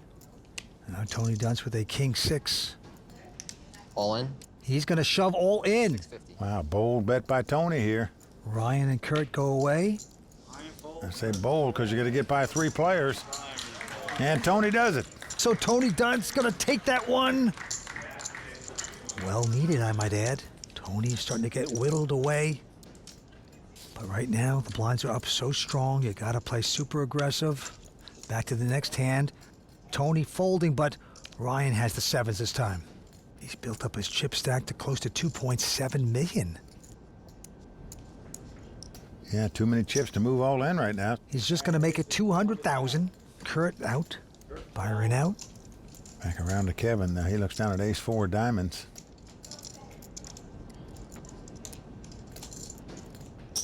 He's going to make the call.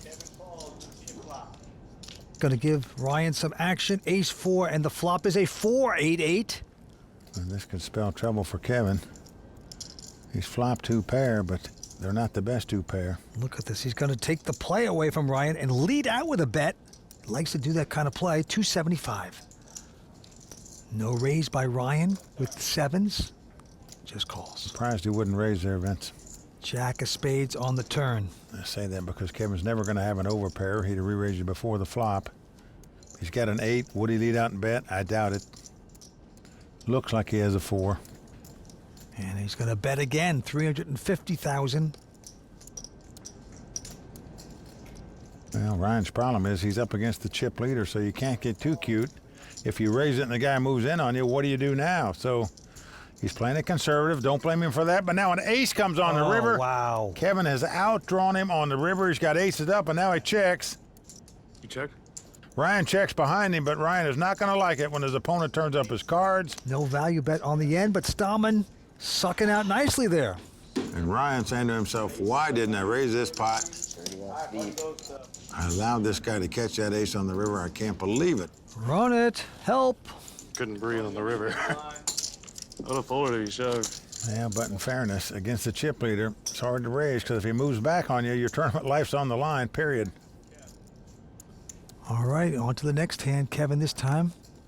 First to act. Going to muck a jack deuce. Tony Dunst now with a jack 10. Tony throwing it away. Ryan, 9-5. Dolly Parton goes out. Kurt Kohlberg now. Kurt looks down at an ace-8. All in. Wow, you heard it. Well, you can't blame him for doing that. He's in the small blind up against only the big blind. Oh, but Byron behind him has ace-jack. I don't see how you lay this down. Bingo. He makes the call, and he has Kurt dominated ace-jack versus ace-8. Remember the last time Byron had somebody dominated at ace-king against ace-queen? He lost that pot. Could it possibly happen twice in a row to him? Out on a flop here. Now, Kurt has a few more chips than Byron, but here's the flop. It's a 9-4-3. No help for Kurt there. Yep, good flop for Byron there. He's still out in front with the ace-jack. All right, let's see what So the turn Kurt brings. would not go broke if he should lose this, but wouldn't have many chips. Ace on the turn, so they both have their aces. Byron also has a spade, so he's got a flush draw, meaning Kurt can only catch a red 8 to win this pot. And that's not a red 8. 3 of hearts on the river. The crowd going nuts here for Byron Kaverman. Byron. from Lima, Ohio, 27 years old, putting the hurt on Kurt. We still have 5 players left fighting it out for the $1.35 million first place prize. That is right. The very entertaining Kurt Kohlberg is circling the drain at this point, but he's still alive. Back to you, Lynn.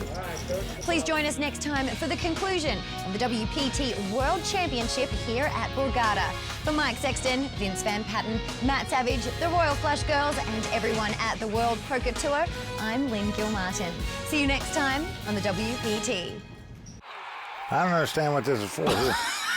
The World Poker Tour is brought to you by ClubWPT.com. Never lose a dime playing poker. Guaranteed.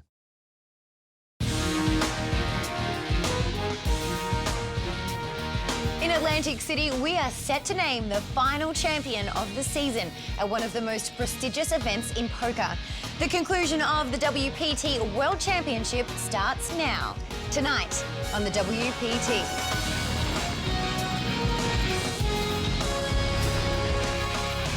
Well, the crowd all standing. He is circling the drain. They are going bare knuckles in the center of the ring. He would love to knock this loudmouth out.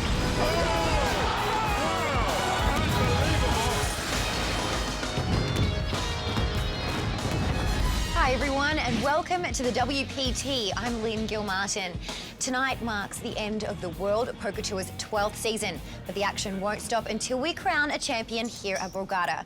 For more analysis on where we stand, let's turn to WPT's own Mike Sexton and Vince Van Patten. Now guys, from the play we've seen so far, who appears to have the best shot at becoming a WPT World Champion?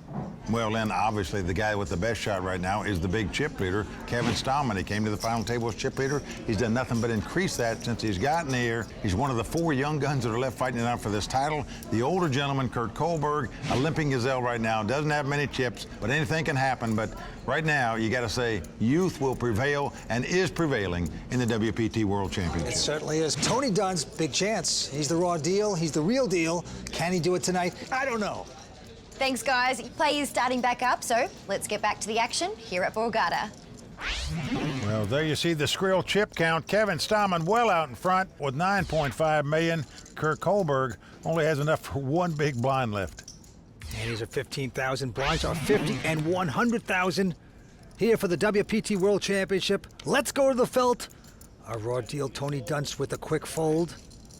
And now Ryan D'Angelo out of Vegas has an ace-jack. All in. And he's going to push all in. Businessman Kurt Kohlberg going out. Ryan went all in. He's going all in against the 2 big stacks in the blinds here, too. Kaverman out, and now Kevin. It's 1.6. From Ohio. I'm just kidding. Wow, you scared me, bro. He won't play. I gave Kurt one of his woodies he was talking about. Ryan D'Angelo gonna pick up that pot. You legitimately got me there for a sec. Ryan's hard drop. Yeah, it really did for a second. That's mean, bro. It just shows you Ryan just focused on winning. Nothing else seems to matter. A quick fold to Ryan, and now Kurt Kohlberg with a king, jack of diamonds. I'll make it $2,850,000. All in. I'm happy to pick up that hand with his amount of chips. He's pushed all in. Right behind him, Byron Kaverman. Notice he's raising here, Vince. A min raise to eliminate the field. This way he knows if he does lose, he can only lose $150,000. If he wins, he eliminates a player and moves up in prize money. So all the chips are in. Kurt Kohlberg, CEO of management consulting firms. He's all in. Can he get lucky? He hits a jack right there. Well, Kurt out in front here with the 2 jacks. Great chance for him to double up and stay alive. All right, let's see a turn. And the turn card is Turn an 8. is an 8 of club. Kurt has to dodge a 6 on the river, but figures to do so. But even then, he'll still be extremely short stacked. Byron wants to hit a 6, hit the miracle. All right, let's go to Let's the take a river. look. Oh, no! Wow! 3 6s on the river for Byron. Tough luck for Kurt. He sinks his head. The dream is over. Horrible pain here at Borgata for Kurt Kohlberg. Always entertaining. He's out in 5th place. Going to take home $286,000. A great player. He's over to talk to Matt Savage. Pretty disappointing finish to your night, but You know, still a great run for you again at the World Poker Tour. How does it feel? Right now, it doesn't feel quite excellent, but when I reflect back on it, it's, I'm sure I'm going to have a great appreciation. It's been a lot of fun. You got all the fame, good looks, and money you'll ever need. Why Good you still looks. compete? I got the whole package, baby. Good looks, chiseled features, the whole shooting match. It's always a lot of fun to have you. Thanks for having me. I just want to say thanks to my family and friends, the fantastic World Poker Tour, the Borgata. Thanks for everything that you do. Thanks again, Good Kurt. night. Thank you. Well, it's always sad to say goodbye to Kurt Kohlberg, but good riddance to that shirt. Congratulations to our 5th place finisher, Kurt Kohlberg. What a great run for him this week. There are many elements that define the World Poker Tour, one of them being the WPT Foundation. And once again, we have partnered with the Tiger Woods Foundation for Tiger's Poker Night, presented by the World Poker Tour. It was such a stellar event, and I had a great time there. Take a look. Tiger Woods Foundation Poker Tournament. People have flown in from around the world to play this event. There are a lot of great pros here tonight. Are there any players in particular whose game you admire most? Well, obviously Daniel's here and Doyle and, you know, Big Mouth over there. Who's that, Phil? Yeah, what do you think? Why did you choose WPT as a partner for this event? Well, you guys are so aligned with education. You can't be dumb and play poker, you know, at a high level. Poker has now become the #1 way to raise money for charities, and we all have just a lot of fun. The Tiger Woods Foundation, what they're doing is changing lives every day. My name is Karen Romero. I attend Oxnard College. DePaul University. The University of Southern California. Tell us all about Tiger Woods Foundation and its mission. Our mission is to get first-generation, low-income students into college, and it's a tough road. Being the first college graduate of my family makes me feel very proud of myself. To enroll at a private university has given me more opportunities, and that ultimately rooted from the Earl Wood Scholarship Program. Now, your father was a great influence to you. Tell us about the Earl Woods Scholarship Program. Well, it's a way to honor my dad. We support him, we give him full rides, plus mentors. We try and really help them and encourage them and be there for them. My mentor, Lawrence, is always there, not to talk about school, but to talk about life. To be there to make sure that I'm sane as a human being. Education is extremely important, and what he does for kids and gives them opportunities is absolutely fabulous. A master's in public health, bachelor's of arts in human biology and society. Biology and music. The price of tuition is going up so rapidly. A lot of kids can't afford to go. Coming out here and being part of the solution is always good. To learn more about the Tiger Woods Foundation and WPT's philanthropic efforts, log on to WPTfoundation.org. It looks like action is starting back up, so I'll send it down to Mike and Vince. Well, Vince, we had a great time playing in Tiger's Poker Night. I know you sat right next to the guy. Now tell us, how good does he really play poker? You know what? I'd give him like a 5 handicap in poker. He's pretty good. That's good. And by the way, great cause, raising money for education. That's kids' scholarships, all done by Tiger and his friends. It was a great event. Tony Dunst going out. Ryan out as well. So now the two blinds fighting it out for this pot, but not fighting hard as Byron just limps into the small blind. And Kevin says, okay, let's have a flop. And he's going to try to disguise him. He flops aces and nines. Byron Kaverman. He's flop top 2 pair, but Kevin's never going to put him on an ace because he didn't raise before the flop. And if you've got 2 nines here, you're going to make the call. And Kevin doing just that. So Byron in great shape to possibly win a nice pot. Now the board pairs 5s. Well, that's going to scare Byron a little bit because he knows the guy called him on the flop. He might have had a pair of 5s and just made 3 5s. So he slows down a little bit, and Stallman going to bet 250. Well, Stallman's betting because he thinks he has the best hand with 9s and 5s. This is Kevin's 3rd time at a WPT final table. Never a champion yet. And there's the call. Going to the river. River is An 8 comes up. Yeah, Byron's going to check. Check. Ace 9. Now Byron checking again, just in case his opponent flopped a pair of 5s and made 3 5s, but that's not the case. Byron going to win this pot with aces and 9s. He's 27 years old from Ohio, his 3rd final table on the World Poker Tour. Incredible young player. Well, he played soccer in college and actually played semi-pro soccer Had a great passion for it. Ended up giving it up to play poker. All right, the ante's up to 20,000, blind 60 and 120. Here we go to the next hand, a couple folds around to Tony Dunst. All in. Tony Dunst is going to shove all in with the ace-jack. Call. And Ryan is going to call with the queen 10. Wasn't expecting Tony to have that good hand. 7-15. Good luck, man. Good luck. Yeah, Tony looking to become only the second player in WPT history to win an event. Ace or jack? Ace, ace, jack. During the regular season on the WPT and then the WPT World Championship. Come on. Twan Lee, the only player to do it so far. These guys are former roommates on the tour, best of friends. At least if I lose them to you, right? Yeah, found a real hand. Such a real hand. And we'll see a flop. Let's see what happens after this Ace. flop. There's an ace right there for Tony Dunst. A fist pump by Tony. He knows his opponent's got to hit 2 runners to win this pot. All right, just put like a 6 out there and we're safe. So he is indeed a big favorite right now. Thrown it, Ryan's girlfriend. Give him 2 pair, dealer. No 2 pair.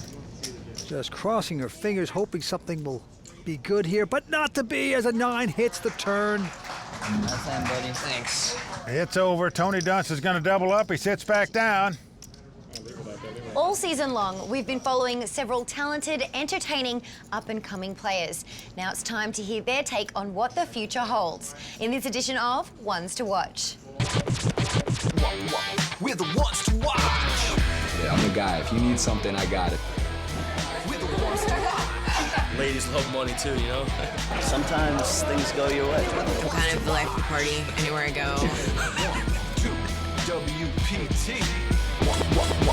Well, that's it. That's a wrap. Played my best. Grinded so hard.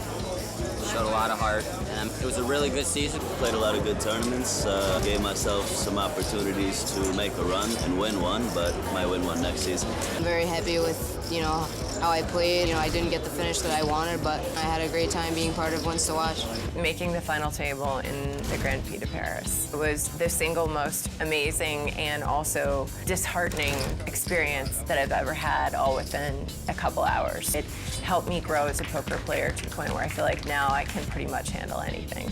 You're going to lose some hands that are nasty, and you're going to win some that are lucky. And if you're a good player, it's going to be more the one way than the other. So they're basically saying, when you win, it's like, of course I won. And when you lose, smile, act like you like it. Poker, probably the best job ever. Big ups, big downs, but it's great. My boss is always evolving. The future's pretty bright. I generally live my life day to day. I haven't met anyone who's been there, but apparently the future exists. So we'll see. Hopefully I'm there with a smile. My next goal is to get a WPT title. I just have to keep practicing and keep doing everything one step at a time. I won't stop until win a World Poker Tour event. You'll be seeing me around. I'll get it in the 13th season. It's about your legacy, and I think that my biggest and best moments are ahead of me. The future's so bright for this season's Ones to Watch. There are so many different types of poker players that were incorporated into this group. I definitely think that you'll be seeing a lot more of all of us in the future. Season 12 of the World Poker Tour is brought to you by ClubWPT.com. Never lose a dime playing poker, guaranteed. Welcome back to Borgata in Atlantic City. We're at the WPT World Championship. 4 players remain. Yeah, and they're 4 tough young pros in their 20s.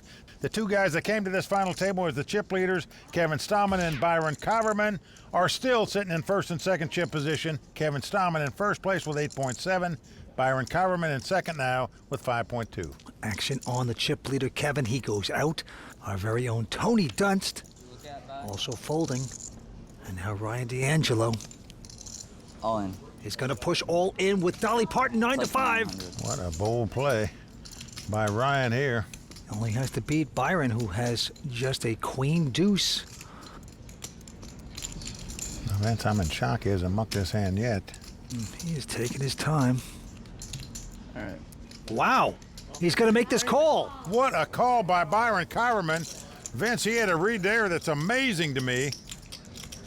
How can you put your money in with this hand? But he did it. Ryan is stunned by this. You should be able to get queen deuce out, but he did not. And right now, Ryan in a lot of trouble with just 9-5. 6, 7, 8, buddy. He is the dog at this point. Here comes the flop. It's an ace 7-6. Okay. So the queen high is in front. Byron looking like the cat that swallowed the canary. Out in front, rowing it. Right now, her man's got to catch a 5, an 8, or a 9. Here we go to the turn. It's a 10. Good game, peeps. So last card coming up. Poker card of Ryan's life, and it's a king of clubs. So Byron Kaverman, the soccer player, gives a red card to Ryan D'Angelo, kicks him out of here in 4th place. Wrap it up for Ryan. Not gonna work out. Has to say goodnight. Give him hell. Another body buried under the boardwalk in Atlantic City. That is Ryan D'Angelo. Gonna take home $363,000. He's over to talk to Matt Savage. Ryan, great run here in the championship. A lot of ups and downs, a lot of all-ins. How's it feel? How does it feel? Well, it doesn't feel good to be out, but I mean, super disappointed in my play. I made 2 really bad calls against Kevin, but you know, he's a good player, man. He got me to make some bad decisions, so I mean, that's what good players do. I'm the worst, what can I say? You got a great support team behind you here. Yeah, I'm so glad my family's here. It's a huge, I mean, it's great. Don't for forget me. this one here. Yeah. Future of family. course, yeah. I'm just saying, having the support system is key. I mean, I feel the love, and I'm kind of doing it for them on some level. So yeah, it's really key to have that. A lot of fun to watch. Thanks. All right, we'll see you Appreciate then. it. The Romeo and Juliet of poker. We are down to 3 players at this point. Well, boys, I like your chances. Well, Tony likes their chances because they're well out in front in terms of chip count. Oh, you're bonds. You're the bonds. We might have a little magic left, but at this point, I definitely am not going to go out with any frustration. If I go out, I'm just like, well, guys, it's been great. You're laxed. You know, yeah, I'm laxed right now. Don't call off your stack at big final tables. Lesson learned. But let's get back to these 3. Tony looks down at ace deuce. He's on the button, 3-handed. He's short stacked. What do you do? All in. You move all in. That's what you do. No fear, Tony. Byron's out. Damn it, Byron. Why didn't you just do it? Kevin with king 6, and he's starting to think, wait, Byron did it with queen deuce. Maybe this is what I should do. He's making his call. Tony gets good action. Let's find another ace. Find another ace. So Tony out in front with the ace high, must win this pot to stay alive. Even got a heart blocker. Wish you would have done it. Byron loving these 2 battling. Ace on the window would be just fine. Gets Tony back in things. Over $3 million in this pot. Tony, can you get what you want? Here we go with the first 3. Well, how It's about a king in the door? Oh, wow. Well, Tony wincing over that flop. 4 ace. Kevin Stallman outflopping Tony Dunst. 4 ace, not of hearts. Well, Tony with the wheel draw. Here we go with the turn. It is another king. Tony must catch a 4 on the river now. Nothing else will do. He must make the straight to stay alive. Gonna have to be a 4 now. Don't do it to me, John. Do it to him, John. Mess his day up. Just ruin his day. Well, if he doesn't make the wheel, he'll take the bicycle out of here in 3rd place. Tony, can you pull off the biggest suck out of the season? River card is a 7 of clubs. Now that's going to do it for Tony Dunst, but what a season, Vince. He won 1 title and then finished 3rd in the WPT World Championship. Have fun, guys. Do we get a break now? We get a break? Woo! Our very own Tony Dunst proving he's one of the greats. Gonna take home $452,000. He's over to talk to Matt Savage. Tony, not the perfect result, but $452,000 has to feel good. It feels really good, especially when you were short stacked all tournament, and then you even came into the final table with the short stack. Your expectations aren't that high, so 3rd for 450 feels great right about now. What do you think is going to happen heads up? I mean, it's anybody's game. Both these guys are really good players. I think Stallman has a little more, and he's really been just cruising. If he seems to be in his zone, I'll pick him. Great run. Thanks, Great man. With Tony Dunst out in third place, we are very close to naming the Season 12 WPT World Champion. Will it be Kevin Stallman or Byron Kaverman who takes the title? We'll be right back with heads-up action from Borgata on the World Poker Tour. It's about as good as you're going to feel getting third place. Yeah, seriously.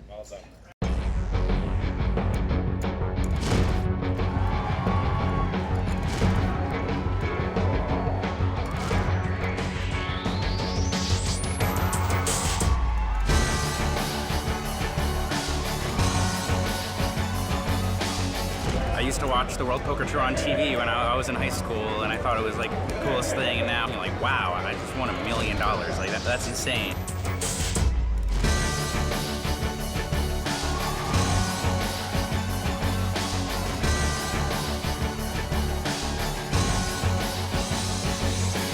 Anytime you win a tournament, it just feels so good. On the inside, you're just so thrilled that you were the guy who always had the best hand.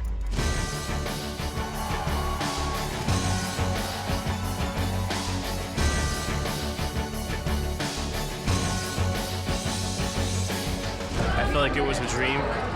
Literally woke up thinking that I had dreamt that. And then I realized, oh my God, I actually won a World Poker Tour and I'm a champion for life.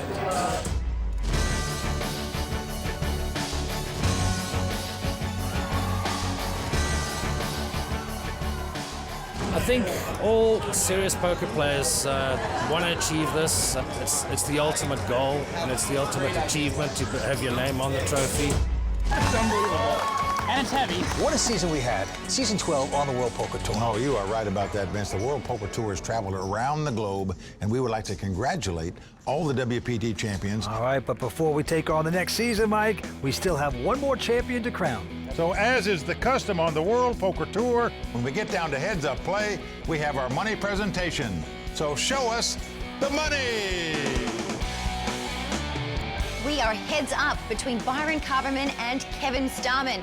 Both of these players are ready to finish the battle to become the next WPT World Champion. Right now, the Royal Flush Girls are bringing out the money, plus the Monster 24K headphones and the beautiful U-Glow watch to be awarded to our champion. So whose name will be the last one added to the WPT Champions Cup this season? We'll soon find out. Heads Up Play is about to start, so let's get back to the call of the game with Mike and Vince. As we start this heads-up battle, Kevin Stallman with about a 2-to-1 chip lead over Byron Kaverman, 10.7 million to 5.6 million.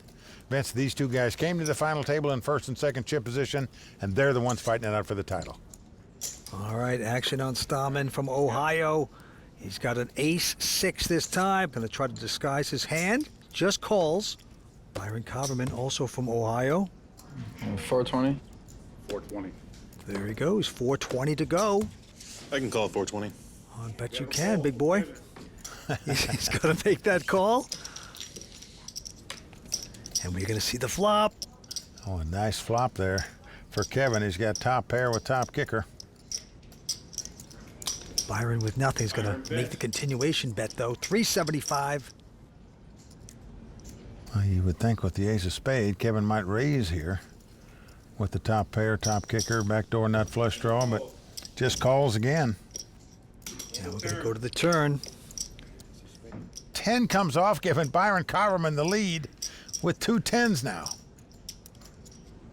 Well, Byron bluffing just a second ago, now trying to get some value out of this hand, and gets quickly called by Kevin. Down to the river we go. The board pairs 3s. So again, a value bet coming up here by Byron.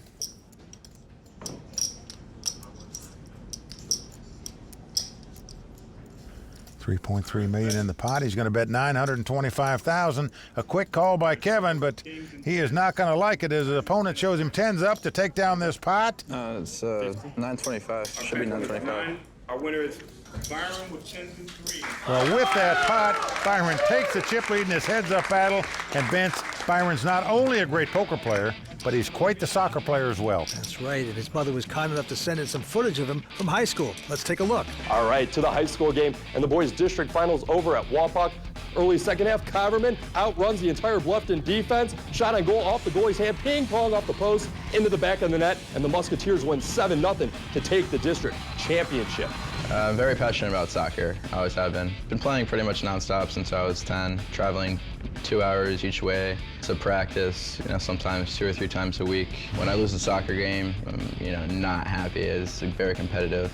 And in poker, I can't say the same because in poker, you can't control it. So that's going to do it. Byron Kaverman, who came to this final table as the chip leader, out in 4th place. So I just try to play my best and then not let the outcomes of winning or losing affect me. Well, that's a great attitude to have, especially if you're a tournament poker player.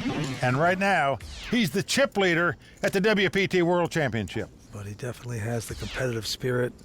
Being a great athlete like he is, that's a nice transition to play professional poker. He has proven it here tonight. Now he has a pair of deuces, and he will raise to 255. Well, the question is whether Kevin will re-raise or not. Pretty big hand playing heads up, but he's just going to call. Going to see a flop first. Byron with deuces. King, queen for Kevin. Here we go. Now flop jack 6-4. 2 spades.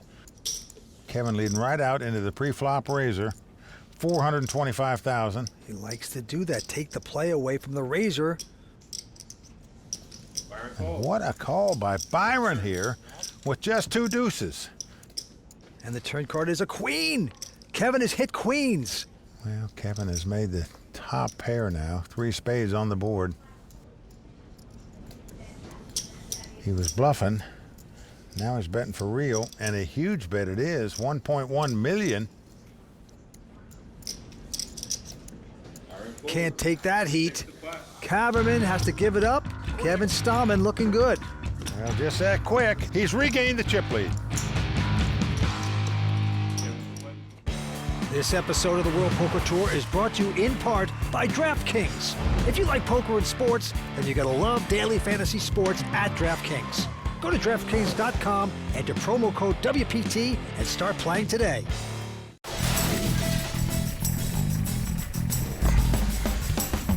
Where I grew up in Coldwater, Ohio, was a really small town. Everyone knows everyone. Everyone knows everyone's business. Lots of farmland. I would go milk cows and make $10 an hour.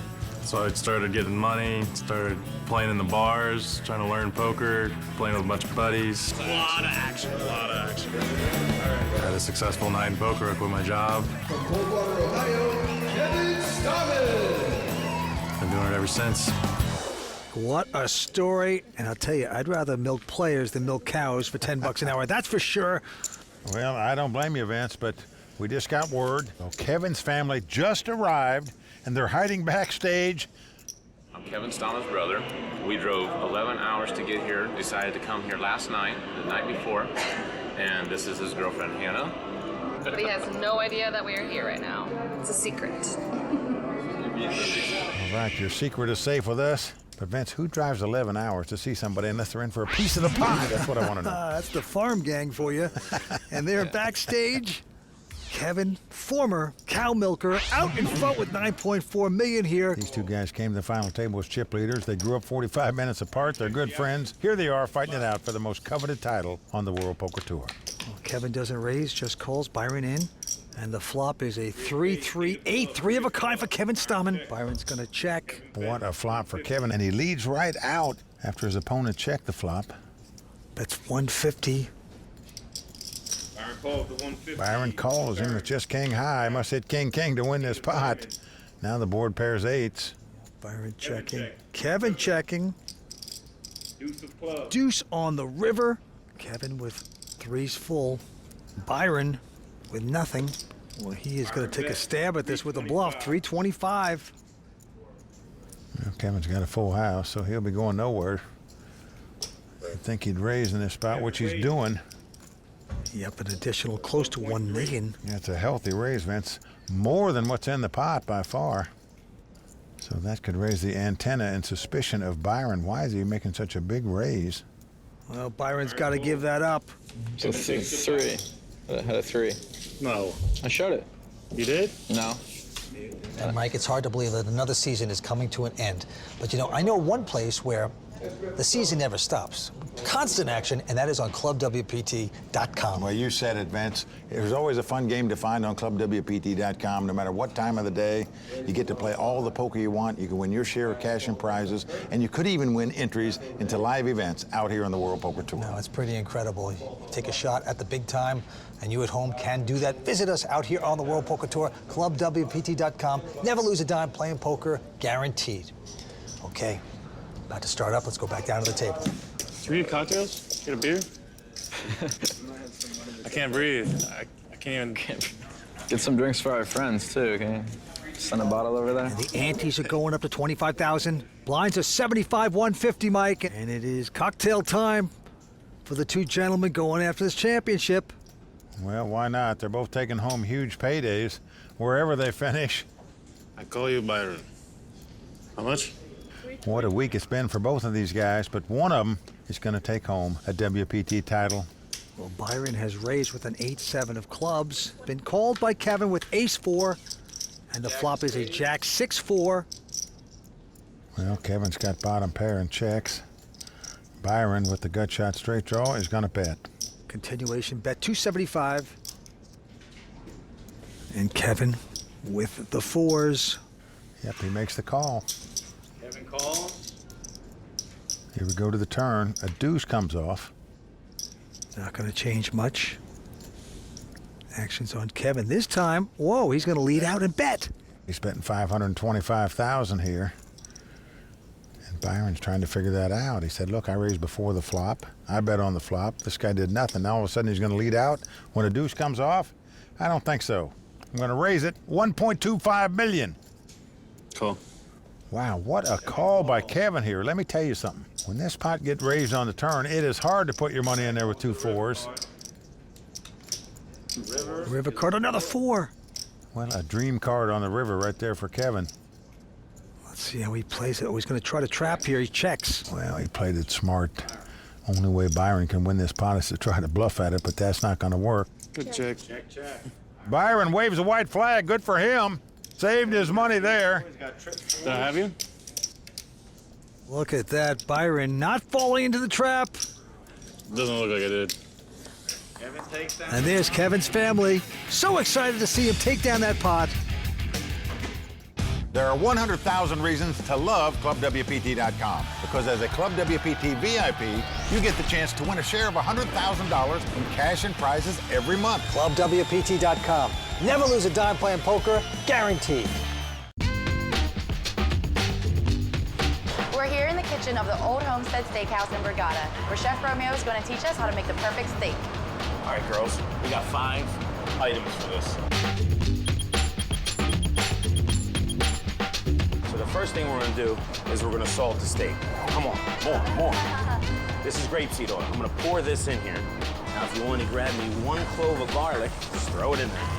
So we're gonna infuse that grapeseed oil with the garlic so you get that taste in the steak. We're gonna leave this for about two minutes on one side. We're gonna go to the next side for another 2.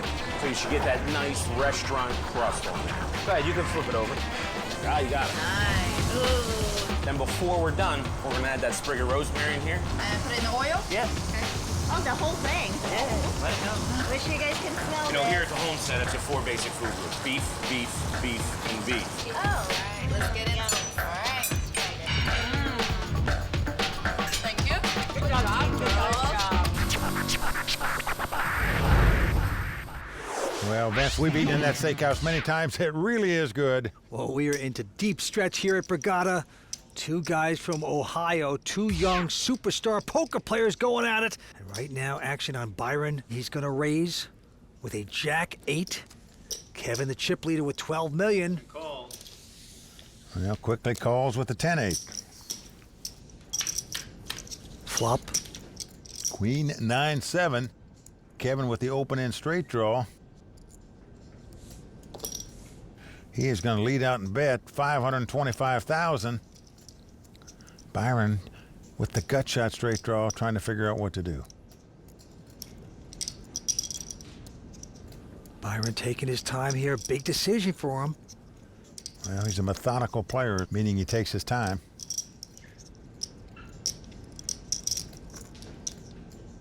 Remember, he's on the short stack here, and yet here he is, raising to 1.15 million with just a gut shot straight draw.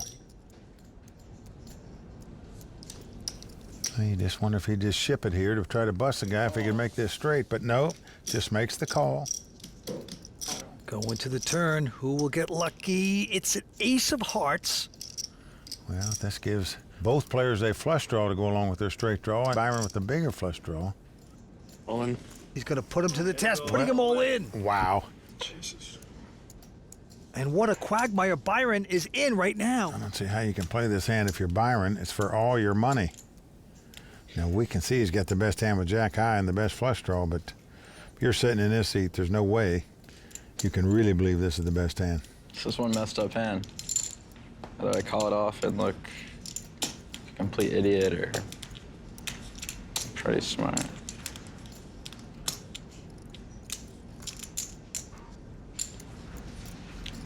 I was gonna bluff that card.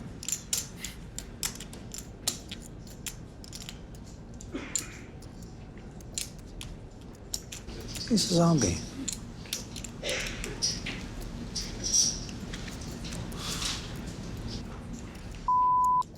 $8-10 with the heart. That makes sense. Mike, he just muttered 8-10. He put him on the hand. Unbelievable. Well, can he put all his chips in the pot? That's the question. Can you follow through? Byron Kaverman with the instincts, but no! Oh, boy, if he'd have made that call, Vince, after calling the 10-8 with a heart. Can't do it. It would have been incredible. The family of Kevin rejoicing. Byron. Find it, please. Yeah, find it. Find it. And we are going to take a look. It looks like a king. Was it the 10 of hearts? Meaning that Jack High would have won that pot. So you had it? Is that what you're saying? I had two cards. Byron, you were so close. You could have won it there, mate.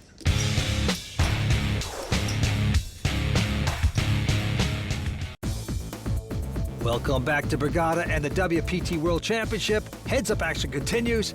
And Mike, every decision is critical, as we see in the monster hand of the day. Kevin Stallman just showed monster heart, making an all-in bet with just a draw. Jesus. Little did Byron know he was in the lead with just a draw of his own, or maybe he did. 8-10 with the heart. That makes sense. Ultimately, Byron laid it down.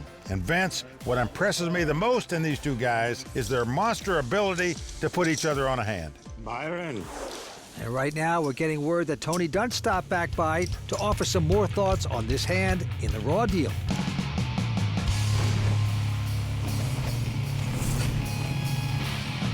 You know, when I was standing at the cage and collecting my payout, I was getting concerned that I wouldn't make it to the command center in time to discuss tonight's heads-up battle.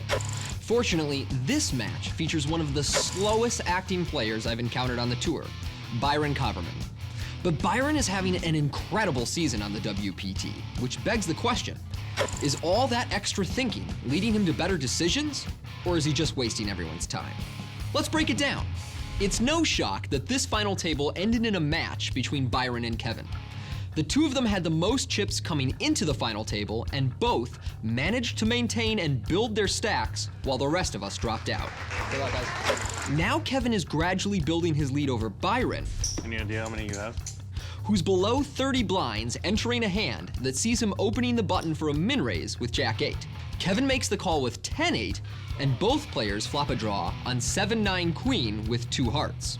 Kevin fires out 80% pot here into Byron. I'm a little surprised to see Byron raising this flop, since Kevin usually leads with decent equity and might shove many of his hands over the raise. But here he just calls with his straight draw, and when the turn ace of hearts adds to his outs, Kevin open jams for the rest of Byron's stack. And to the surprise of no one, Byron goes into the tank. This is one messed up hand. Of course, this is a very awkward situation that's absolutely worth thinking over. He's a zombie. But the big problem for Byron is that he doesn't even beat many of Kevin's draws. He'll lose to Jack 10 if the river is a blank, and if Kevin has the queen or king of hearts, Byron is practically drawing dead. Eventually, these issues become clear to Byron. because he releases his hand and loses nearly half his stack in the process. Byron. And I actually like his fold, even though this time he had the best hand and would have won a big pot. You could have won it there, mate. So getting back to our original question, do I think Byron thinking things over is leading him to better decisions? Yes. But do I think this was a reasonable amount of time to spend on this decision? No! Take it easy, Tony. Don't scream. We know you're out, but you got 452,000. You should be happy. Well, now the blinds are going up to 1 and 200. Miller Lite. Just give me a water. Kevin Stallman, 13.3 million. Byron Kaverman, 3.1. Kevin with an ace-8. Really just limps in on the button with ace high. I'm surprised at that. Byron's got a pair of 4s. All in. And he's going to push all in. Oh. And a quick call, of course. I beat that. Wow. Burgers? You got burgers? Not by much, not by much. You're like, wow. I thought you had burgers. I don't know what burgers is, but I don't. Kevin wins this pot. He'll be the season 12 WPT World Champion. Well, it comes down to this, mate. And we're gonna see a flop. The WPT Championship at stake right now. Here's the flop. It's a queen 9-6. So far, so good for Byron in terms of doubling up here. Kevin needs an ace or an 8 to take the lead. He could backdoor straight as well. You know, he's got a million backdoors. There's Kevin's family just trying to figure it all out. Can he get lucky? No, not there. 3 of hearts. Oh, no sense. Kevin needs to catch an ace or an 8 on the river to win this pot and become champion. Love to bury this one. He's on a long shot draw. Byron well out in front. Will he double up with his hand? Or can Kevin get lucky? Here we go with the turn. It's an ace! That's it! Well, that's going to do it. An ace on the river wins it for Kevin Stallman. He is the season 12 WPT World Champion. These guys came. That's the way to win the WPT Championship at the end of the season. Love you. They shoved it. Thanks. Wow. Thanks. That's incredible. That's so funny. Byron Kaverman, our runner-up, down to talk to Matt Savage. Let's go down and see what he has to say. Byron, great run. Does it make it any easier to lose to a friend like Kevin? It does, yeah. I like Kevin a lot, and we've been friends for a while, so, you know, it's nice to see him win. Get on the trophy. $750,000. A great way to end the season. Thanks a lot and congratulations. Mike, over to you. Kevin, congratulations. You are the pride of Coldwater, Ohio tonight, that's for sure. What a show you put on. Tell us how you're feeling right now. Feeling like $1 million. Feeling like It's 1.35 million, Kevin. And along with your money, you get your name engraved on the WPT Champions Cup. We have the 24K Monster headphones. We also have a titanium U-Blow watch. Once again, let's hear it for the champion of the WPT World Championship for season 12, Kevin Stallman. Lynn, back to you. What a fantastic season it has been, and from the bottom of my heart, I want to thank you all so much for watching. And from Mike Sexton, Vince Van Patten, Tony Dunst, Matt Savage, the Royal Flush Girls, and everyone at the World Poker Tour, I'm Lynn Gilmartin. See you next season on the WPT. I don't understand what this is for. Bellagio, where staggering fortunes have been won with the turn of a card. Settle in as we take you into the unbelievable world of high-stakes poker. Welcome to WPT Alpha 8.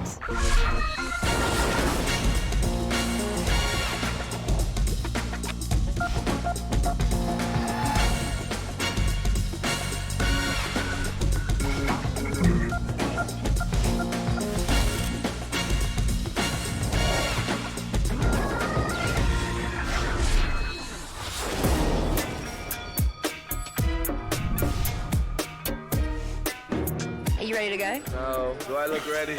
I'm a disaster. You do look ready. No, what do you I'm mean a you're disaster. Why? This is what Vegas tired. does. Hey, how does this feel, handing over that many wads of hundreds? Not so good, and they just give you a little ticket. So, yeah, then it's over. So we're in. The field is pretty uneven, especially in these super high buy-in events. I mean, to be blunt about it, are composed of a handful of the very best poker players in the world and a handful of the wealthiest amateur poker players in the world.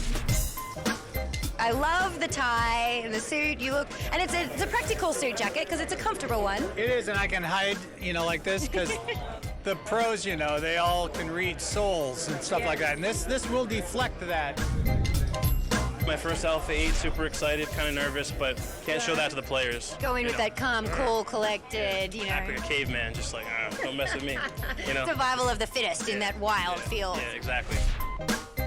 I love playing at the Bellagio, playing at Aria, and these types of tournaments. They're very competitive. Everyone knows everyone. It's a real good time. Last time we saw him, it was right here at Bellagio. He won the title. That was amazing. Yeah, it was great. That was a year ago. Tell us about the journey since then. What happened with all the winnings? What did you do? I know you had some big plans.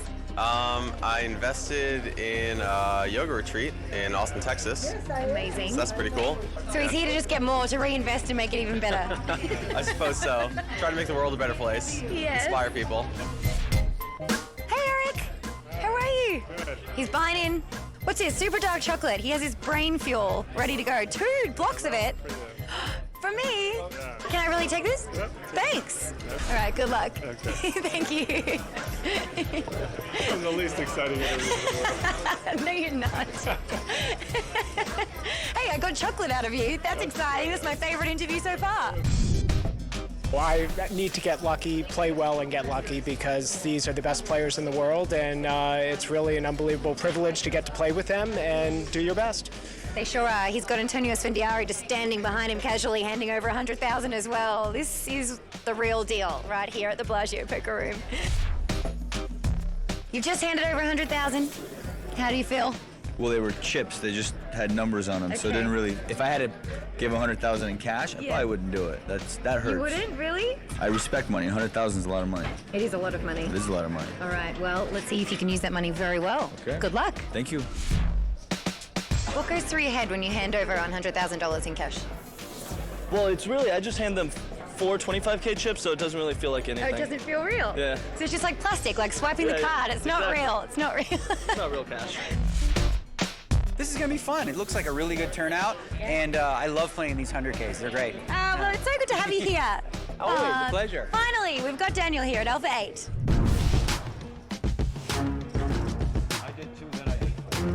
We've moved the tournament from the poker room to the Alpha 8 set here in Bellagio's Tower Ballroom. Now, yesterday did turn out to be a pretty good day for Daniel. He ended with 419,000 in chips, which puts him in the top third of the field. Several other players were not so lucky, including Antonio Svendiari, Darren Elias, Larry Greenberg, Barry Hutter, and last season's champion, Lucky Chewy, Andrew Lichtenberger. They all busted, but we may not have seen the last of them. Registration is still open, and this is a re-entry event, which means new players are still welcome to sign up, and players that bust out have the option to invest another $100,000 and get a fresh stack of chips. Recreational player, businessman Bill Klein also busted yesterday, and today he's exercised his re-entry option. He's paid another $100,000 and is now sitting at our feature table. Bill has his work cut out for him as he finds himself at a table filled with young, smart pros, including our current chip leader, Jake Schindler. Let's get to the guys who have their eyes on all the inside action. This season's commentator team of Vince Van Patten and Tony Dunst. Hi guys, and welcome. Hey Lynn, how are ya? Hey, it's good to be here on Alpha 8 with you, and I'm also here with the raw deal analyst, the great Tony Dunst. Tony, how you doing? I'm doing great, Vince. I'm very happy to be here, ready to check out some really high-stakes poker. You know what's interesting? I've been seeing poker on World Poker Tour for 14, 15 years, and I've seen great characters. I've seen players that, got through satellites to make the big time and win life-changing kind of money. But Alpha 8 is completely different. This is the hierarchy of poker. These are the people they all respect, but these are guys that have money, or even if they don't have money, they're putting up big money. They're gambling here, $100,000 to take a shot at the title. That's impressive. Yeah, that's right, Vince. You're not going to see anybody win a satellite and then run all their way to the final table here at the Alpha 8. All these guys had to pony up $100,000, which means it attracts not only wealthy recreational players, but the top young talent in the game, and we have 3 of those guys at our table right now. We've got Tom Marchese, the young pro out of Las Vegas, who finished runner-up in this event last year. We've got Jake Schindler, a young pro out of Florida, who's become a regular on the super high roller scene. And we've got Fedor Holtz, the German-Austrian pro, who won a huge event online this year, now trying to transition into the live arena. Well, Tony, it's very exciting. I want to see these gutsy gamblers play. We are at Bellagio, about to get started. Let's go to the felt. Since we got 5 young and aggressive professionals squaring off against 2 recreational businessmen players here. All right, well, the antes are going to be 500. The blinds are 3 and 6,000. This is our feature table. My cards are in the air. Fedor Holtz. 22-year-old out of Germany, currently resides in Austria and made a splash this summer at the World Series. That's right, quickly folds the hand. Now, Kane Lai has ace, deuce of diamonds. Kane's a doctor out of Denver, involved in anti-aging, making his first appearance on the Alpha 8. He's going to raise it to 13,000 to go. Tom Marchese, the American, next. Tom Marchese has very quietly accumulated $12 million in career earnings. He goes out Sean Winter. Sean, one of the top professionals around right now, both plays online and live, starting to break into the high roller circuit. See that? Good? Yeah, Donnie Stern and Jake Schindler out. Now it's around to Bill Klein, and he likes this. He is going to call. Yeah, Bill, also one of our amateurs at the table, but the most charitable player who actually donates all of his tournament winnings to numerous charities that he sponsors. Flops Queen 7-5. That's good for Bill. Got a piece of that. But Kane is going to make the continuation bet with nothing. Bill quickly calls. Yeah, Bill not going anywhere with his second pair here. Kane just trying to take down the pot with a bet. Went to the turn. It's a 6. Doesn't change much. I wouldn't expect Kane to be betting this card. It's a lot better for Bill's hands than his. Bill checks, and Kane is going to slow down and check as well. 6 on the river. And that shouldn't prompt any action either. I expect a check on this river. And yeah, that's a smart check by Kane there. I have a 7. And Bill Klein going to take down hand number 1 at our feature table. Bill Klein has 3 career WPT cashes, 1 final table, of course. Season 10 WPT super high roller. Of anybody in this tournament, the money means the least to Bill Klein, which is impressive in its own right when we're playing for $100,000. So true. Everyone's so talkative today. What's that? Everyone's so talkative today. You want me to sing what I'm listening to? Yeah. I'm not a good singer.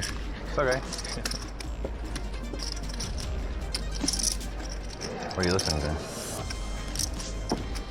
Adele? You wouldn't guess it. Yeah, I have absolutely no idea. That range is wide. Action's going to Sean Winter from Jacksonville, Florida. He quickly folds his hand. Jungle noises or Twinkle Twinkle Little Star. And now Donnie Stern with Queen Jack chuckling it up there. Yeah, Donnie trying to liven up this table a little bit. He's someone I actually know really well. He's a great guy, a really smart player, and we're going to get to see him in action today. Wow, very tight with him. Well, we got some folds, and now Kane Lai with Ace Jack. You know, Donnie's a very diverse player. He played a lot of online and live tournaments over the year. He's recently started transitioning into high-stakes live pot limit Omaha cash games, but still plays a fair bit of no limit online, so really a very diverse, thoughtful player. And here we see him raising up Queen Jack and get called by an Ace Jack, and both players flop top pair on Jack 10-10. Oh boy, Kane's gonna check the top pair. Huge kicker, trying to suck his man into betting, but no. Yeah, I like that check from Donnie. Check, check, deuce on the turn. He can both induce some bluffs from the amateur Kane Lai, as well as prevent losing very much in the event that he does run into a 10. Only bet 16,000. Quick call there by Donnie. So Donnie's whole plan here was to check back and call on both the turn and the river, almost regardless of the run out, and certainly a deuce and then a 4 will not prevent him from paying off here, so Kane is about to win a nice pot. Let's see what Kane bets. It looks like 23,000. He's made a pretty small bet here. I actually think he could have got a little more. He only bet about 1/3 pot there, but it will definitely get called by another jack. Sometimes it'll get called by a pair under the board, but overall a pretty well played hand by Kane. Better flop by Kane, I would say. But nicely done, Kane. Lie, taking down that one. And you know, the tough part for Kane there against Donnie is figuring out exactly how much he can get from one of the hands that's not a jack. I mean, sure, he could get, 2/3, 3/4 pot against a jack, but how much can he get when Donnie has pocket 8s, pocket 7s? Can he get him to pay off with those type of hands? Is he bluffing frequently enough to get him to pay off? So those are all the kind of things that Kane has to think about against Donnie. Donnie there is really very comfortable checking back that flop and then calling twice when it comes 4 and then deuce. All right, on to the next hand. A few folds around to Bill Klein. Likes an ace deuce of hearts.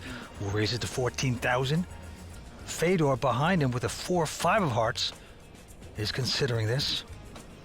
A lot of players in Fedor's position here like to 3-bet against an amateur player, especially when you've got lower cards that can't flop top pair. It's interesting that he's just called here. I think that's partially because he wants to keep Bill Klein in the pot, and partially because Kane Lie is on the button, and Fedor does not expect Kane to be squeezing very often by raising pre-flop. Well, he's got a few folds behind him, but now Sean Winter, who's in the big blind, has a pretty solid queen jack of hearts. That's going to induce him to make this call. Yeah, Sean not going anywhere. No, so we have three-way action. Let's see who gets lucky. Are there any hearts left in this deck? Oh, maybe a couple. Oh, wow, look at this. Ace, 6, 3, 2 of them hearts. Wow. What a flop here. Sean with a quick check.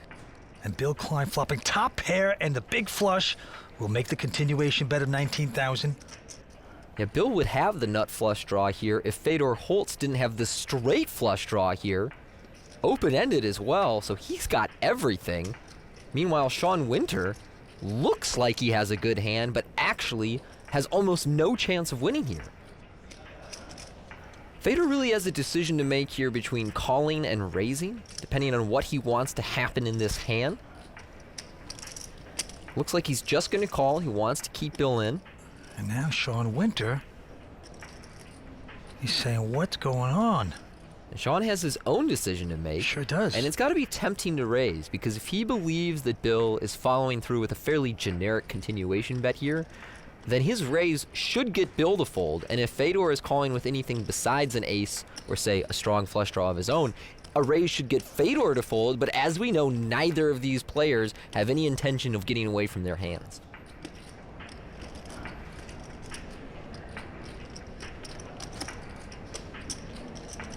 And he's getting the chips out. He is going to raise it. He has moved it up to 48. And now what does Bill do? Well, Bill is definitely not going anywhere. The question is he going to call or raise? And he has just announced all in. There you go, Bill. Teach these young bucks a lesson. Ho! And now back to Fedor for his own $100,000 decision. He started this hand with a full stack, as did Bill Klein. And at this point, he's really got to be concerned that his flush draw might not even be good, in which case only his straight outs are viable. For sure. And he cannot call off with just those 6 straight outs. So you see there, Fedor makes a very thoughtful but conservative fold. Yeah, makes the right decision in my opinion. And Sean now facing his own decision. He's invested 1/3 of his stack in this hand. And assuming his opponent doesn't have a king-high or an ace-high flush draw, he's getting the appropriate price to call off here, but we know that he's essentially drawing dead. Yeah. Seemingly pot committed, though, perhaps. He is struggling with this decision, but there he goes. He's made the call. Bill flips it up. And no surprise that he's swearing when he sees Bill's hand. It's going to be hard for me to win this one. 100,000. Easy come, easy go. But he does have some outs. Let's talk about that. Yeah, he needs either a running king 10 or a running queen jack or queen queen, but basically he needs running cards in order to win this pot. Otherwise, Sean is going to be eliminated and have the option to re-enter. Bill Klein, 3 career WPT cashes, 1 final table. Quite a player. I like to call him a non-professional, not an amateur, because he's no amateur, believe me. That's not the hand I wanted you to have. Could have been the 2-4 hearts, maybe. It's kind of scary when he doesn't fold right away, huh? Hey, it's blackjack, blackjack. You know, we already know the run out. Thank you. I really think it's blackjack, blackjack. Sean is hoping and praying. Do you want to chop? They're making him sweat on this one, too. Yeah, flip those cards. Red jack. And it is a jack. He's got a jack. It's not over yet, Vince, No. actually. That card takes him from about a 3% chance to a 12% chance. Now, any queen or jack will award this pot to Sean. Otherwise, they're all going to Bill. He wants the big suck out. They're burning and turning. It's not going to work. 3 of clubs on the river. Sean Winter has to say goodbye. $100,000 poorer. Gets up from the table. Quite a gentleman. Yeah, a safe card for our amateur Bill Klein, who now becomes one of the chip leaders in the tournament. Meanwhile, Sean Winter going to speak with Lynn Gilmartin. Sean, do you mind talking to me for a sec? Can I chat to you real quick? Okay. All right. Oh, Sean, calling Bill's all in, was that a hard decision to make? I mean, the math was... I was getting a good price, but I was a little worried he had what he had. But... Well, that's poker. Re-entry period is still open. Are you going to take advantage? Yes. Yes? Oh, not even a doubt. He knows it. All right, well, go get in there. Thank you. He's going to play right after he robs a bank. We are coming back for more from the Alpha 8 at Bellagio. Stay with us. Welcome back to WPT Alpha 8 Las Vegas. We're at Bellagio, and we just lost a player. That was Sean Winter. He had to say goodnight, but actually he's going to rebuy, Tony. Yeah, there's still a morning in store for Sean Winter. He can come right back into this tournament. We know that he will. So he'll just, rip $100,000 out of his gym bag and good to go. That's right. Blinds of 500, 3 and 6,000. Everyone started with 300,000. And right now, Tom Marchese will make a raise to 15,000 with ace-8. Donnie Stern out, but Jake Schindler with the decision. He's got king-8. Is it me, or could Donnie and Jake pass for cousins? Same body language, same glasses, hair color. Donnie and Jake? Yep. Yeah, separated at birth. Yeah, separated at birth. Well, there's the call, and the flop comes up king 5-4. Tom, not going to continuation bet there with his ace high. Happy to just check down his showdown value. And Jake checks a second time, trying to trap Tom into betting here. Not going to take the bait. Too smart, Tom. Going to the river, it's a 7. So now Jake, reaching for chips.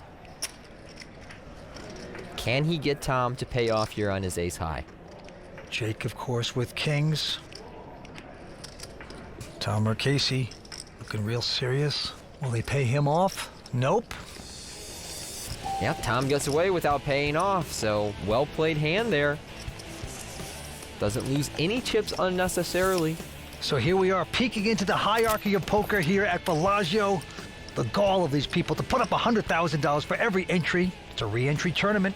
Tell you what, Vince, Tom doesn't get a lot of publicity, but he's very quietly become the 12th winningest player in tournament poker history. Amazing. Excuse me, 13th all-time. And Tom was our runner-up here last year to Andrew Lucky Chewy Lichtenberger, so he's very comfortable with the stakes at hand. Yes, he is. Okay, a quick fold on this hand by Fedor. And now Kane Lai, who is a medical doctor, non-professional player. Yeah, you'd never guess by looking at him. His demeanor, his look, his outfit, everything says, I'm a professional poker player, but you and I know he's actually a doctor. Yes, he is raised. He's doctor of various anti-aging treatments. How interesting. You know it works because he's actually 95. Is he? Yeah. Wow, the guy looks great. Looks terrific. Oh, man. I'm going to ask him about World War II when this is all done. He's got something on the game, but anyway, everyone's full. But Bill Klein's going to stick around with Jack 8. So the two non-professional players are going to play this King Deuce Deuce on the flop. That helps neither player. Bill's going to check. We've seen our professionals checking back on a lot of flops here, but Kane just going to follow through on this uncoordinated board. And I'd be surprised if Bill continues. There you go. He's going to give this one up. So this pot between the amateurs goes to Kane Lai, the doctor. Yes, Kane making that bet. This is his first Alpha 8 appearance ever. And like you said, he does look like a professional poker player. But the man makes money with the fountain of youth. Some call that the poker table, but no. And they sure picked a good TV table. And he looks very comfortable at the table, too. On to the next hand. They're trying to introduce Fedor to American TV. What? They gotta get you on American TV. Who? You. You're the big star of the table. Kane Lai with a pair of threes is going to raise to 14,000. Love that Tom tells Fedor he's the star of the table. Tom and Donnie fold. Now Jake Schindler with a queen jack. Jake's called Bill out, and Fedor with a king 6. He's going to slop around. Yeah, I think he'll come along from the big blind here. It's not too much more for him. And you are correct, he does so. So three-way action. Kane Lai, the doctor. Raised before the flop. He gets some action. Let's see if he gets lucky on this flop. It's an ace, king, queen. Not good for Kane. Yeah, not the board he was looking for here. Both his opponents connect with the pair, but neither of them is connected that strong. Oh, but what is he going to do? Look at this. We've talked about the professionals checking a lot of these flops. Kane recognizes that he can't win this pot if he checks, so he's just going to follow through like he's the one that hit this board, and it works. Love it. Yes, he bets 24,000 with zip and pip, a little pair of threes. The doctor's operation works beautifully. Nice bet by our amateur player, Vince. You like to call him amateurs, so does Mike Sexton. I like to call him non-professionals. Our non-professional player. That's because amateur has the connotation that they don't know what they're doing. These people know what they're doing.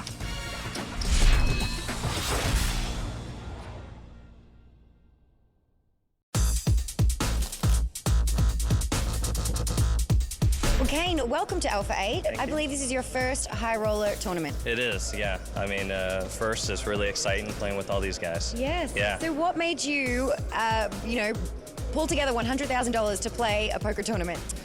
Well, it seems crazy, and I think a lot of my friends who don't play a lot of poker, 100K buy-in is a lot of money no matter who you are. Yeah. Especially when you're not one of these guys. I'm full-time position. We're comfortable, not rich or anything, but comfortable, and I just love playing poker. Do you feel like because you're labeled as one of the non-pros that they target you? Oh, absolutely. Yeah, I would too if I were them. You're a full-time physician. Tell us about your full-time non-poker career. I do anesthesiology part-time, and then I run a practice called Body Logic MD, which is an anti-aging practice. So it's a clinic. Several days a week as well. So I think we have to become friends. Yeah. I'm at a physio clinic. So the doctor, the anesthesiologist, trying to stick the serum into these players tonight. Yeah, what's impressive about Kane is he describes himself as comfortable and not rich, and yet he still looks very comfortable at this table playing for $100,000. All right, a couple folds around to Jake Schindler. He's got a little suited connector. He's going to raise to 15,000 with it. Bill goes out. Fedor here in the small blind with King Jack has a decision to make against Jake. He's only 22 years old. He's made over $2.2 million in career live tournament earnings. What a sensation this young man is. Let's see something sensational, Fedor. Well, he's reaching for raising chips, Vince. What? There you go. He's going to pop it up to 43,500 total. I like this play very much. King Jack is not quite good enough to just flat call with from the small blind. A lot of players play the small blind as either a 3-bet or fold position. And King Jack offsuit is exactly the type of hand that blocks other strong hands. Yeah. But isn't that good itself? So you see him take it down there against Jake Schindler with the 3-bet out of position. This is Fedor's first Alpha 8 appearance. He lives in Austria, grew up in Germany. And there is Jake figuring out, what did he just steal from me? You know, I'm going to Austria in a couple of weeks, Vince, and I think I'm going to be sleeping on Fedor's couch. I bet he has a nice one. That's very cozy. All right, back to the table. Quick fold by Donnie, Jake, and Bill. So you really know this young guy. I met him over at our WPT event in Sanya, China. He made a really good impression on me, and he's the type of guy that, even though I'm supposed to be objective in the booth, I still feel like I'm rooting for a little bit. That's great. That's great. Well, look at this. With 6-5 of hearts, he's going to move it up to 14,000 to go. Kane going to take a break. Tom Marchese, talented player. Very talented. King 10. It's tricky, though. I'm friendly with a bunch of the guys on this table, Tom included, so now he's going to square off with Fedor. I don't know who to root for. Tom is 28 years old, makes this call. He's made over $12 million in tournament earnings. What a player. And the flop is a, wow, 9-10 queen. Tom only a few years older than Fedor and has had such an enormous and successful career already. Fedor very wisely checks back on this queen 10-9 flop that really does not connect with his hand in any meaningful way, but very likely connects with Tom's hand, as we know he did. Tom's going to check again with 10s. Fedor. Fedor picks up a straight draw here to the 8, but it is, as we say, the idiot end of the straight draw. Jack would make a better straight. Yeah, doesn't like it. Going to wisely check again, going to the river. It's a big king. It's a 2-pair for Tom now. Yep. And he's going to try and get some value. So what do you think, Vince? Is Fedor going to call a 6-high? 24,000. All the guy has to have is a jack out there, and he's going to re-raise you, going to dump it. So almost surprised Tom makes the bet, but he does, and we'll take the pot. Yeah, not too much for Fedor to think about there. I guess the only real consideration was whether he wanted the bluff, but instead, he wants to fold. And like you said, Tom, 13th on the all-time U.S. money list. What a stud. Pretty amazing.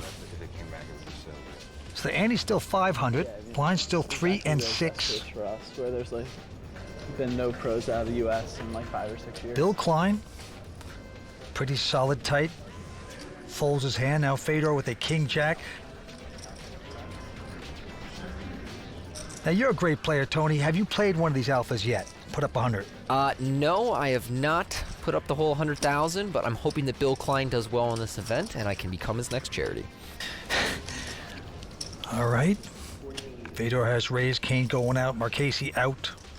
And now Donnie Stern with a 10-8 of diamonds. He's in the big blind. Might want to consider slopping around. Yeah, I think Donnie's going to come along here out of the big blind. So we saw Fedor play King-Jack when he was 3-betting out of the small blind. Now he's open raising here on the cutoff and facing off against the fellow professional. Yeah, Donnie is called, and the flop is a jack. 8, 6, 2 hearts, 3 hearts, I'm sorry. Yeah, both players connect, but this monotone texture likely to slow down the action a little bit. Top pair for Fedor.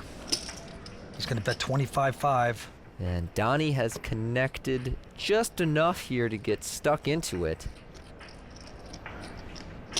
He's going to make the call. Yep, he is going to gamble. And at this point, Fedor likely believes he still has the best hand. Look at this, a 10 on the turn. That gives 2 pair there for Donnie. Great card for him. And I don't think that's a card that Fedor is happy to see. He knows that Donnie can potentially have Jack 10, 10-8, 9-7. A check, and deuce. Irrelevant card on the river. And Donnie with 2 pair. Stumbling around with 10-8. Looks pretty strong here. At least decent enough for a bet, you would think. Yeah, I anticipate Donnie will bet. I don't think he has reason to believe that Fedor is going to bluff for him if he checks. So there you see. Yeah, there's the bet. 55,000. And the young man still has top pair with the big kicker. Not an easy situation for Fedor, but because Donnie can have some missed heart draws here, or maybe, just maybe, be betting a worse jack, although that would require him to have something like queen jack, I think that Fedor will call, but I'm not really sure. This is a very close situation. It's a nice bet, and he is going to pay it off. That is a thing of beauty for Donnie Stern. Turning the 2 pair, Fedor disgusted. Oh boy, he's going to talk to you about that in Austria when you two are sleeping together. Oh man, he's going to keep me up at night. I bet he is. Hearing about how my housemate Donnie Stern just drilled him on the turn. German taking his hits. Alpha 8 will continue. We're coming back for more. Stay with us.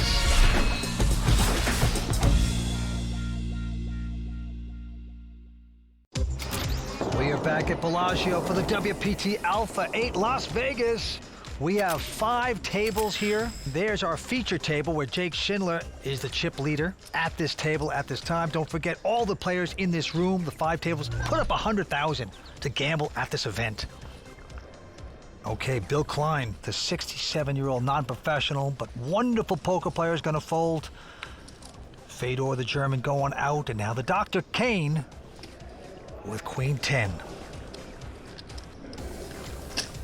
Make it 14,000 to go. Tom Marchese, I think they used to call him the Big Cheese. Since been abbreviated to just the cheese.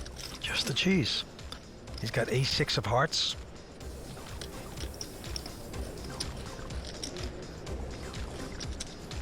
So the cheese likes this. He's going to go to 36,000. Yeah, I like this play from Tom. Ace-6 suited, again, not quite good enough to flat call. I think you would call something like an ace-10 suited. But the ace-6 through ace-9 suited type hands tend to play a little better as a re-raise and apply pressure on your opponent pre-flop. Donnie goes out, as well as Jake Schindler.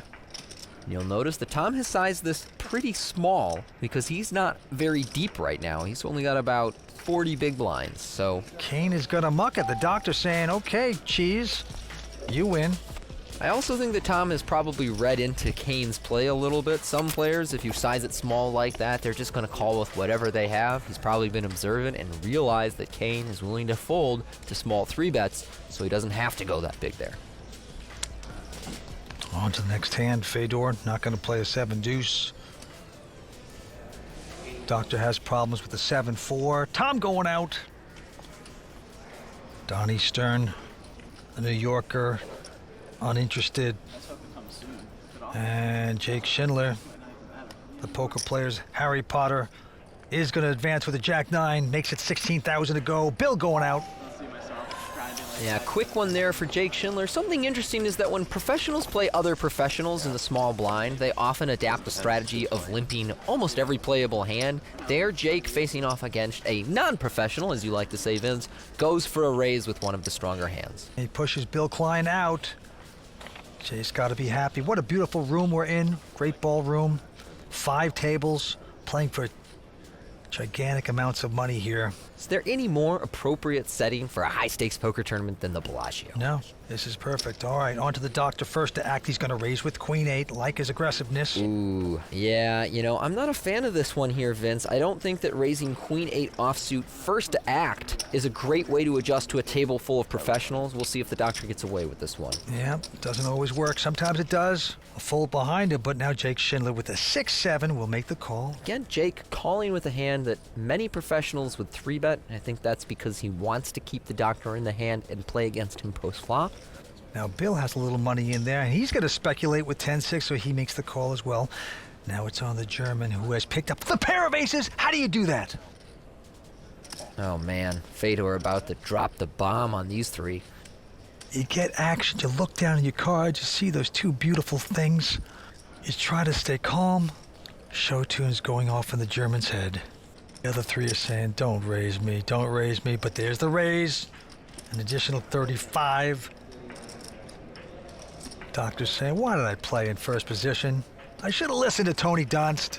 You should have listened, Kane. I'm shouting back here. But sometimes it works out so beautifully, but not this time. He goes out. And now Jake sticking around with his little silly connector. Does he want to gamble? Nope, he opts to fold. I misread my hand.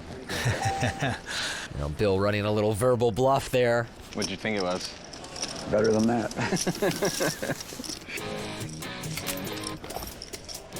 Okay, the action here at the feature table seems to be stuck on pre-flop raises and folds, Tony.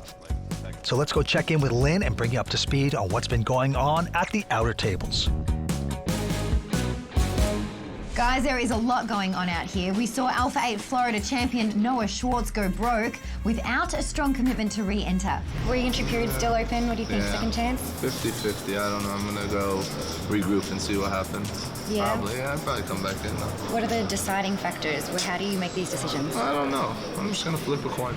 Well, we wait to see if it's heads or tails. Last season's Vegas champ Andrew Lucky Chewy Lichtenberger, who busted out yesterday, has ponied up another $100,000 in hopes of making a second strong run. Chewy, you're back.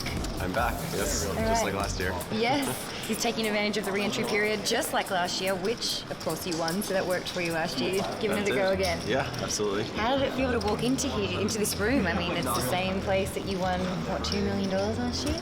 Yeah, feels good. We also saw high-stakes pro Brian Rast bust out. Do you mind chatting? I'm rebuying it. You ready? I don't want. All right, no worries. Yeah. Go for it. I have to go to the... No worries. Doesn't want to talk. I wouldn't want to either if I lost 100,000. Rast was able to round up another 100,000 and quickly re-entered. New table? New table. As it stands, we have 5 tables in play, 34 active players, 5 of whom have re-entered, meaning they each now have a whopping 200,000 on the line. And we are really just getting started. More from Bellagio as A8 Vegas continues. At what point of in your career did you realise that your game was strong enough to hold up against the best players in the world? I'd say it's more like other people telling you. It's not like you go out there like, okay, I'm the best now. But like I guess you have results and you feel comfortable about playing with these guys. Like, I mean, the first time you're a little nervous, you're like, okay, but like I played 50, 60 hours with all these guys, so like I feel I can keep up with them, and that's a good feeling. Well, that is Fedor Holz from Austria, grew up in Germany, and he's on the short stack at this point at this table. You know, I think his answers to Lynn speak to his maturity a little bit. A lot of guys say, yeah, you know, I'm one of the greatest. I could just tell immediately. I'm one of the best. Fedor, meanwhile, a little more self-aware, realizes that it's feedback from others that allow him to best approximate where his skill level is. That is impressive, especially for a 22-year-old. Onto this hand, Donnie Stern with the suited connector has raised around to Fedor, and Fedor's got an attractive ace-queen of diamonds. Now, Fedor is technically our short stack on this table, although he still has around 40 big blinds, so by no means desperate, but the only one here who could be eliminated by everybody else. Well, Fedor appears to like his hand very much, and he should. There go in the raising chips, makes it 45,000 total. Kane, Doctor of Youth. Fedor has definitely been the most active with 3-bets before the flop. We saw him do this with King Jack out of the small blind. We saw him do this with aces out of the big blind. And now he's got an ace-queen suited out of the small blind. So perhaps his opponents are wondering if he's really doing this with legitimate hands all that frequently. But Donnie here with an 8-7 suited is not exactly sure how he should try and combat this re-raise. Yeah. Kane got out of the way, and Donnie has had enough. He's going to give it to the young German. You know, you want to play those suited connectors, but too expensive. Yeah, just a little too much to make the call there for Donnie Stern. Maybe if the stacks were deeper, but I think that's a prudent fold. Fedor Holz takes down again pre-flop. That is right. Doing well, picking up good cards. Straight ahead, there's some more high-stakes action from Bellagio.